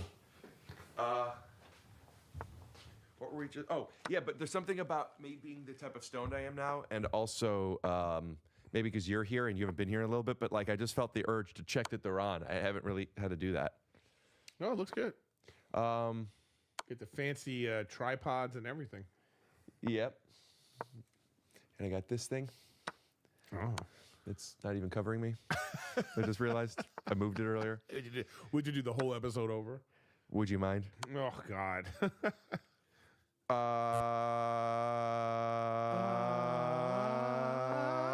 Come on, Eric. I don't remember how music came up. Because Teddy Swims. Yeah, but why? Because you said... No, you just... No, because of Natasha Bedingfield. Right. No, but he came up first. No. The Natasha thing did, because I was talking about how she said you're a good songwriter, and I've been doing song stuff, and Matt Day, that's what it was. Matt Day, who does the sound mixing. Right. So with the music, he's also like now... No, I asked you... Matt's watching it like, oh, fuck. Fuck off, Day. I asked you, do you have people play songs here? And you said, oh, yeah, Teddy Swims. But before that was Matt Day, and I brought up Matt Day for a reason. Okay. And I don't remember why. The sound mixing, because I was saying, like, yes, are you going to do this where now it's only on this side? Tom does animations. Like, Matt's been doing some sound design. Blah, blah, blah. And he's been producing the music for us. So even the already produced beats, he'll still be like doing stuff to it, and for the vocals, and like having beats drop out at a better time. And like, right. he does a bang up job with it. Yeah. But you're into music. You've always been into music. And I love having a little team that works with me now, where we just make stuff. And I have people who are playing stadiums sing this to me. You know? Yeah, he's great though. I love his album. Yeah, he's really good. I've been following him for years. Yeah, because of I found him through covers. Yeah. He was one of those guys. Yeah, he's great. He has that great song with Meghan Trainor on her album. Mm-hmm. His album's doing great. I gotta say, I love his album. Who's another artist like that? Oh, I had Lawrence the Band on. You know them? No. You would love them. So, I mean, I'm going to send you some stuff. Yeah, send me some stuff. They're great. There's a band and there's other people involved too, but it's brother and sister. And I found out after the fact, or not like on the podcast, that their dad, I don't remember his name. We'll have to put it up. Mr. Lawrence. All right. Yeah, we're Cheesecake Factory. We're in agreement. That guess is Cheesecake Factory. Okay, I mean, it works. Yeah, that was After Earth. That was very... is a writer-director, and he did, I don't know if he wrote and or directed Music and Lyrics. Do you know that movie? No. Ooh, what a rom-com. That's up there with one of my favorite. It's Hugh Grant and Drew Barrymore. Yep. Do you remember that movie? Yeah. And it's about writing music and stuff. And one of them was I saw in the credits. I rewatch that movie like twice a year. I just love it. Really? It's one of my favorite movies, and it was like, that's your dad. And I look in the credits and I'm looking at stuff, and he was 11, I think. One of the songs he wrote. Oh. You know? And he's 11. Well, that's such an odd.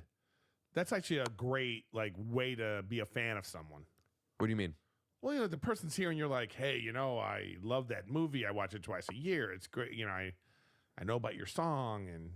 Oh yeah, but I'm saying I didn't even know that. Oh, I was just a fan of them for their music. Right. And they're here and we're talking like, wait a minute, that's your dad? And there's some other stuff that I'm not remembering. I get it. But like, it's one of those families. Yeah. It's like. I love a good musical family. You know what I mean? I think Meghan Trainor's got a good story like that. Their family always wanted. They all are musicians. You know, her brothers produce. Yeah. And, you know what I mean? It's great. Parents too, though. I think her parents too were in music. Gulp, gulp, gulp, gulp. But I love knowing someone like that, because like one time Rachel and I were in the car and she loves Meghan Trainor. Like her album is on ad nauseum, like to the point where during Undateable days, that was my workout. I would only listen to Meghan Trainor. So it's just on loop. Okay, I hear you. So there's a lyric in one of the songs where I know Eric Griffin, where we were like, I was like, I don't think that's the lyric. And it was great that I could just go, "Hey, Megan." Did she write "Google doesn't work"? No, she wrote back like what the lyric was, and we were like, "Oh." She's so good. Yeah, I love singers in a different but similar way. Like I'm talking about how I love characters and impressions. Yeah. When I could see somebody use their mouth as an instrument like that. Yeah. You know, and with affectations and. But I like knowing that like she's creating that music with her brothers and like you know what I mean. It's just like I'm not a. Do you like Billie Eilish? It's so funny. I was just about to. that was coming out of my mouth next. I'm just not a fan of Billie Eilish music. Ooh. You know, that's. I am shocked to hear that. No, because it's like it don't speak to me. Like I watched a documentary about her. And I was like, wow, like she's a real artist. You know what I mean? Like in the true sense of like what you think someone artsy fartsy is, or like someone that's like, and then like the way those kids are moved by her words. I'm just like, I can appreciate that. It just doesn't move me, you know? Have you heard some of the ballads and the slower songs? A couple. Like, listen, I've heard the songs. I hear them on the radio, whatever, or like you know, it comes on to Spotify, you know. And I'm like, oh, this is great. But I'm a huge fan. No, I get it. But it's like, you know, what I'm saying is when I understood why it wasn't my thing. But I'm not taking away from her. I'm not saying she's not great. Like I said, I watched this documentary and I was like. So the opposite of After Earth. Yeah. You get this is great, but it's not for you, as opposed to this isn't great, but that's for me. Right. She's opposite After Earth. Yeah. She's before Mars. BM, bowel movement, poop, shit. You think she's shit? Oh, no, that's like a terrible game show. And we'll be right back. If you're looking for just the right flooring, you need choices. And at Marshall Carpet One, you'll certainly find them. And we're back. And we're back to Adam Wright. Doing it. And now I got to get him to come over. Yeah. When I was like a few years ago, or like year 2 and 3 of this, like when I was doing stuff with COVID, and it was every episode was a big production. I just thought in everything in big production terms. And I'd be like, hey, Adam, listen, before this episode comes out, do you think you could come over and we could do this? Like I would. Now you got Teddy Swims coming over, so now you don't. Now you know what? You're robbing the fans of who you really are. No, you're missing the point. That wasn't sustainable. I'm saying I used to think of so many bits, not just I know. but like what you could do after, and then bring them in. Oh, I know. And it was. I remember that time you were like, "Here's what we're gonna do at your podcast. We're gonna do the intro here, and then we're gonna go to my place, and you're gonna do the intro again, and then we're gonna have another intro, and then we're gonna snap into it." It was tiring for you, and I was just telling you about it. Yeah. It was tough to do. So I have kind of focused that creativity, I think, more into stand-up, to be honest with you. Yeah. Like I wasn't doing enough stand-up, so like I needed to build and make stuff. I've noticed that. I've watched your stand-up, and I think that you're doing something good. You know, Thanks. I think that how it's I think you're connecting with it finally, which I don't think you were before. You know, not consistently. Yeah, and I think you understand what you're saying now. Like, you know, and why it works. You didn't understand me then. Get used to you know the conundrums of different sociological effects of levitation, of morphing, of bringing way too much to even handle. I mean, my eyes are bigger than my stomach, sure, but at least I have a stomach. You know, it's stupid. So he's like, oh, the impression you're gonna get. Like, oh, yeah, let me drive. You know, let me drive a car. Whatever. It doesn't matter. The point of the story is he's trying to figure out what it is. Yeah, and that was your Comedy Store audition. It was in the belly room. My stand-up I've been feeling great. And at the Comedy Store, I've just been like, and I only recently got to the point where I was like you don't because I'm not past it. Some places you don't get past, some you do, somebody gets this, and it's like whatever. Everybody, whatever. Like they haven't seen me enough, or they don't know, or like they didn't. I didn't feel what I'm about to tell you, which I do feel now. Which is? I do feel. Oh, I think I'm missing something. Like I think did I like cut somebody off in traffic once and didn't realize it? You know, like I'm at the point where it's like, wait a minute. That's how that guy felt about. He never knew, and it wasn't a he. Well, that's what she felt about that. She think that guy thinks I stole his sunglasses. No, I don't know this person. I'm never seeing this person again. Maybe if I did see them, I would be like, I would probably say something like, "Hey, I noticed when you were in the basement, did you by chance see my Oakleys?" You know, and then I'll go like, and then I would while she responded, I would go like this. Like Larry David and Curb, you know, like, has he ever discovered? Okay. You stole them. I think that you like stand-up now. That's what I think it is, too. You actually like it. You like performing. You like doing it. You now, and now it doesn't have to be some, like, overall purpose. Now you're just enjoying the process. And you what's the example of overall purpose? Because some people think, like, it's like the end result. You know, it's like, I'm doing stand-up for what? To do, you know what I mean? And I think that, I think you now see, I think you see yourself as a stand-up, and I think you like doing it now, and you didn't before. I'm going to tell you what I think my take is, and tell me what resonates. I love performing. Yeah. And I didn't quite want to build a set. I didn't love that part of it. I didn't like repeating material. So I did this other thing, which some might say is stand-up, some might not, it wasn't the most consistent. But I did this other thing for 15 years. And whatever that other thing was, I really always felt, I think I'm going to be good at this someday. I didn't think I was.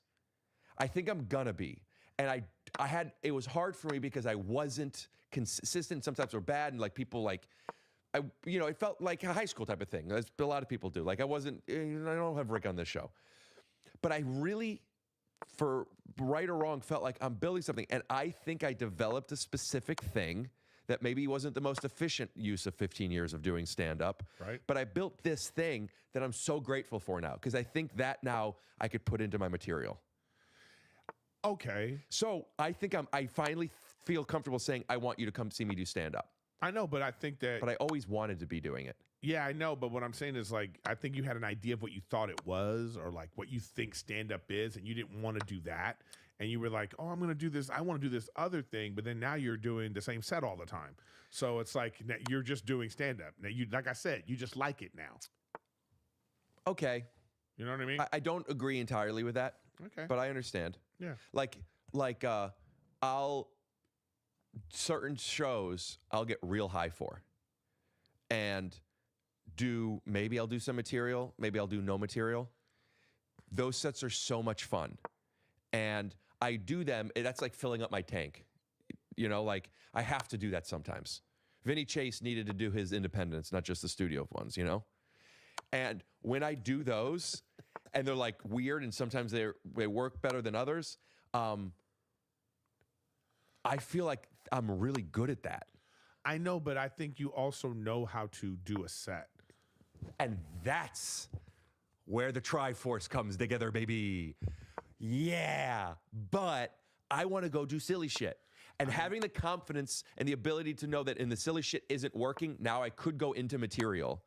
That's the difference. But like, I mean, there are people have been talking about like, I don't think this, but that I'm the funniest comedian in the world now. Everyone is saying it. And if they want to get tickets, they could go to punchup.live/Rick Glassman. Because I'm going to be at the Addison Improv in Dallas, Texas, November 6th, the Houston Improv, November 7th, and at Creek in the Cave in Austin, Texas for 2 shows, November 8th. And the next weekend, I'll be in Seattle, Washington at Last Comedy Club, November 15th and November 16th. I got new dates coming next year. I'd love for you to check them out. Oh, San Diego, January 8th. That's the only teaser. You can get tickets now. And if you want to sign up for my email list, do that so you could find out when I'll be in your city. Do you use Punch Up, Eric? No, but I want to. People are going to tell you about that. I'm going to get you into it. Turn me into that. But I'm going to be at the Orlando Improv coming up. But first, you got to be like, I don't think this. But like now I feel like I've developed this special skill over the past 15 years where people are saying I'm the funniest comedian in the world, and I'm going to be at the Orlando Improv. Go, take it. Orlando Improv. I think it's November 1st and 2nd. You think? Yeah. You're not. Not only are you not hyping up the last 15 years, you think. Hey, what's up? I might be at the Orlando Improv. No, I am, but I just got to find the right date. You know, John Michael cut to Why don't my you take Rachel? Shitty website.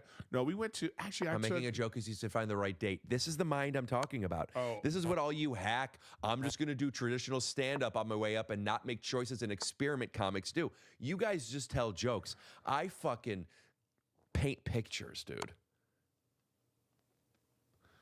I don't know what you're talking about.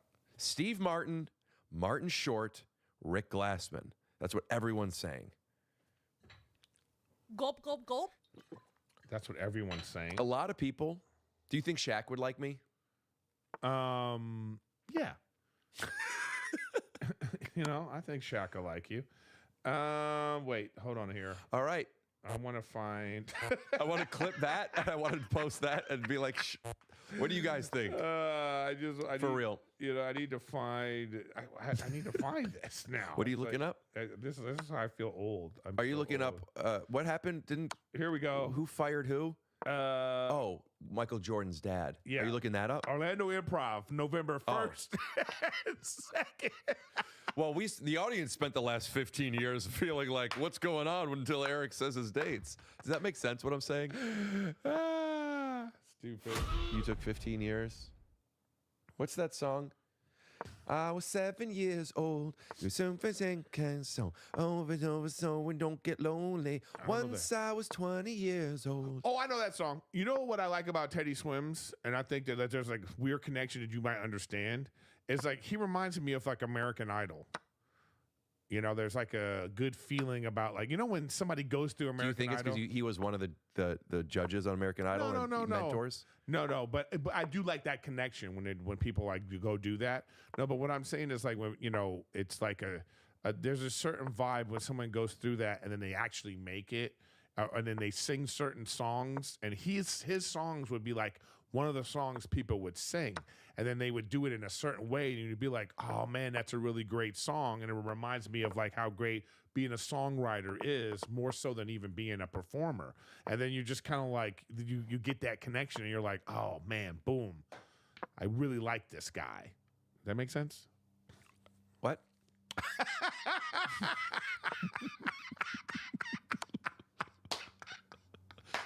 Thanks for watching. Take your shoes off, everybody. We're going to Cheesecake Factory next. Check out rickglassman.com and ericgriffin.com for dates. I actually have my dates at punchup.live. Punchup.live. / Rick Glassman. But you should have rickglassman.com. Forward it. Well, Forward yeah, it. but you know, I also, the last people are only going there to get this shirt at 20% off. 20% off. Code boobs. Thanks for coming over, dude. We'll talk food. Yeah. Theme music? Scoot, we got a full radio. Blabbity blue, scoop dee. Oh yeah.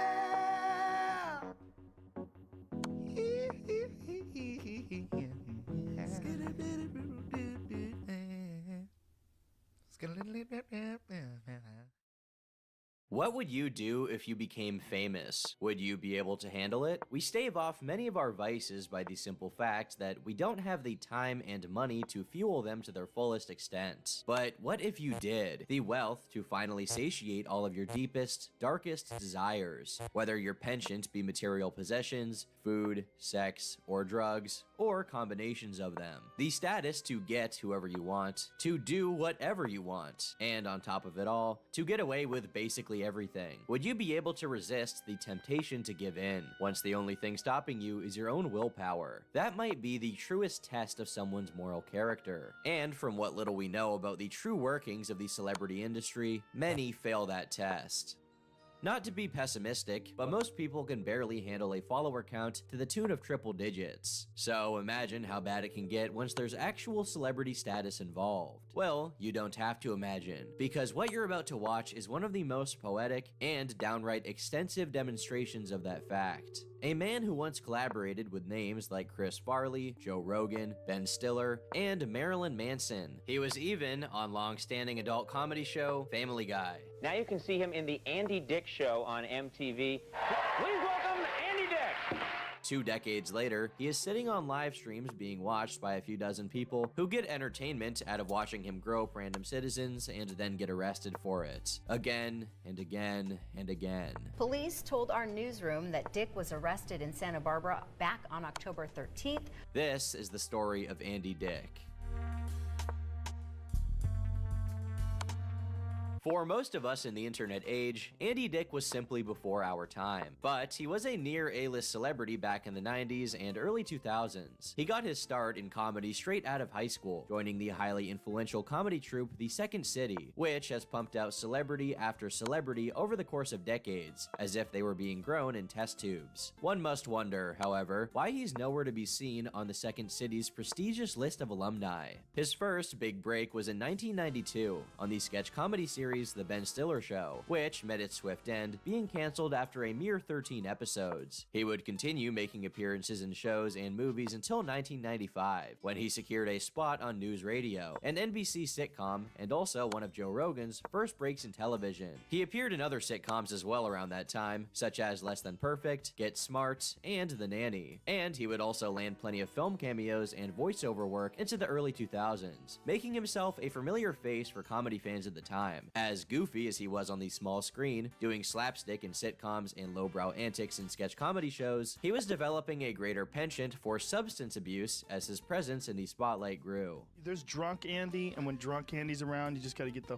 fuck out of there. Yeah. You know, you can tell the difference. It's two different guys. He's man. very aggressive. Yeah. He gets like bangs in the car window, and you're like, oh no, it's drunk Andy. Yeah. Alcoholism seemed to be his main vice, and though surely there were people who tried to put him on the right path, he only fell deeper into the clutches of addiction. Fellow comedian and Second City member Chris Farley was his AA sponsor, or was supposed to be anyways. At some point, Chris himself relapsed into his old habits of alcohol and illicit drug abuse to the point where it was clear for all to see in 1997, when in December, he was found dead in his apartment at just 33 years old from an overdose on cocaine and morphine. We don't know for sure what impact Farley's death had on Andy, but I think it's safe to say it wasn't a positive one. This was not his only experience along these lines. In fact, around the same time, he attended a Christmas party hosted by Phil Hartman, a co-star on News Radio. Andy supplied the cocaine that caused Hartman's wife, Bryn, to relapse into her addiction after 10 years of sobriety. This relapse would culminate in tragedy. 5 months later, while high on cocaine, she murdered Phil before taking her own life.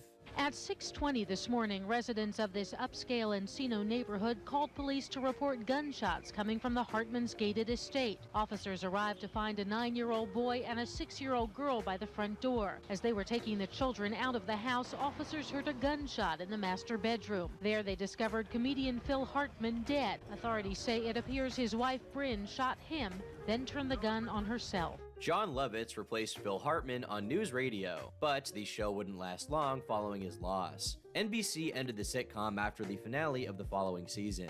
Allegedly, during a taping of one of the final episodes of the show, Andy Dick told Lovitz, "You shouldn't be here," to which Lovitz replied, "Well, I wouldn't be here if you hadn't given Bryn coke in the first place." His streak of destructive behavior did not end there. As a matter of fact, it snowballed to even larger proportions, however that's possible. In 1999, when not even a year had passed since Phil Hartman's death, Andy went on a bender of partying in strip clubs and taking drugs in Las Vegas. He took with him fellow actor David Strickland, flying out together from Los Angeles on March 20th. He would, however, return alone. While intoxicated, Strickland hung himself with a bedsheet that was tied over the ceiling beam of his motel room. He died during the morning hours of March 22nd, 1999, when he was just 29 years old. Dick was questioned in the suicide and identified his body. The string of deaths related to his actions of a series of beloved actors and comedians, no less, didn't go unnoticed. noticed. He was no longer in the headlines for his talent, or whatever new show or movie he was set to take part in, but instead for his controversies and reckless behavior. The negative emotions, negative attention, and possible guilt or remorse made him all the more likely to turn to drugs for an escape. A few months later, on May 15th, 1999, Andy crashed his car into a utility pole in Hollywood. Unsurprisingly, he was under the influence, possessing cocaine and cannabis in his vehicle, for which he was arrested and charged for, along with driving under the influence and committing a hit and run. He ended up pleading guilty, but got the charges against him dropped after completing an 18-month drug diversion program, which allows nonviolent offenders to receive treatment for their addiction rather than jail time.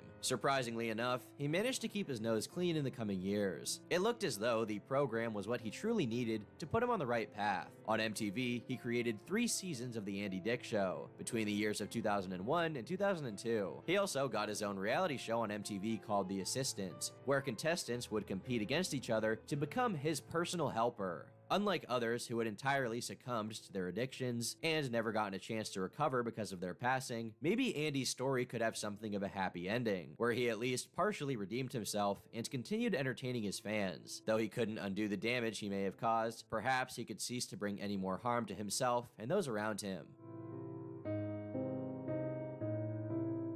At the end of 2004, those hopes were squandered. He got himself into trouble again, but this time, a very different pattern of behavior emerged. A side of Andy that hadn't ever shown its face before, at least not in the public eye. On December 4th, 2004, he was arrested for mooning people in a McDonald's and charged with indecent exposure. At the time, this probably seemed like a relatively harmless stunt in the grand scheme of things. As juvenile and ridiculous an act as a 38-year-old exposing his ass to a group of McDonald's customers is, it was a sign of the much more sinister pattern of behavior to come. Next year, in 2005, while performing at Yuck Yuck's Comedy Club, he pulled down his pants and exposed his dick to the audience. Though this incident didn't result in an arrest or any lawsuits, he was promptly removed from the stage. He was scheduled to perform a second night, but obviously, that too was canceled. There was no slowing down though. He only pressed the accelerator on these creepy and inexplicable sexual acts. Considering that strange behavior from celebrities is basically the norm, the industry must not have thought much of these 2 incidents, because Andy Dick was invited that same year to the Comedy Central roast of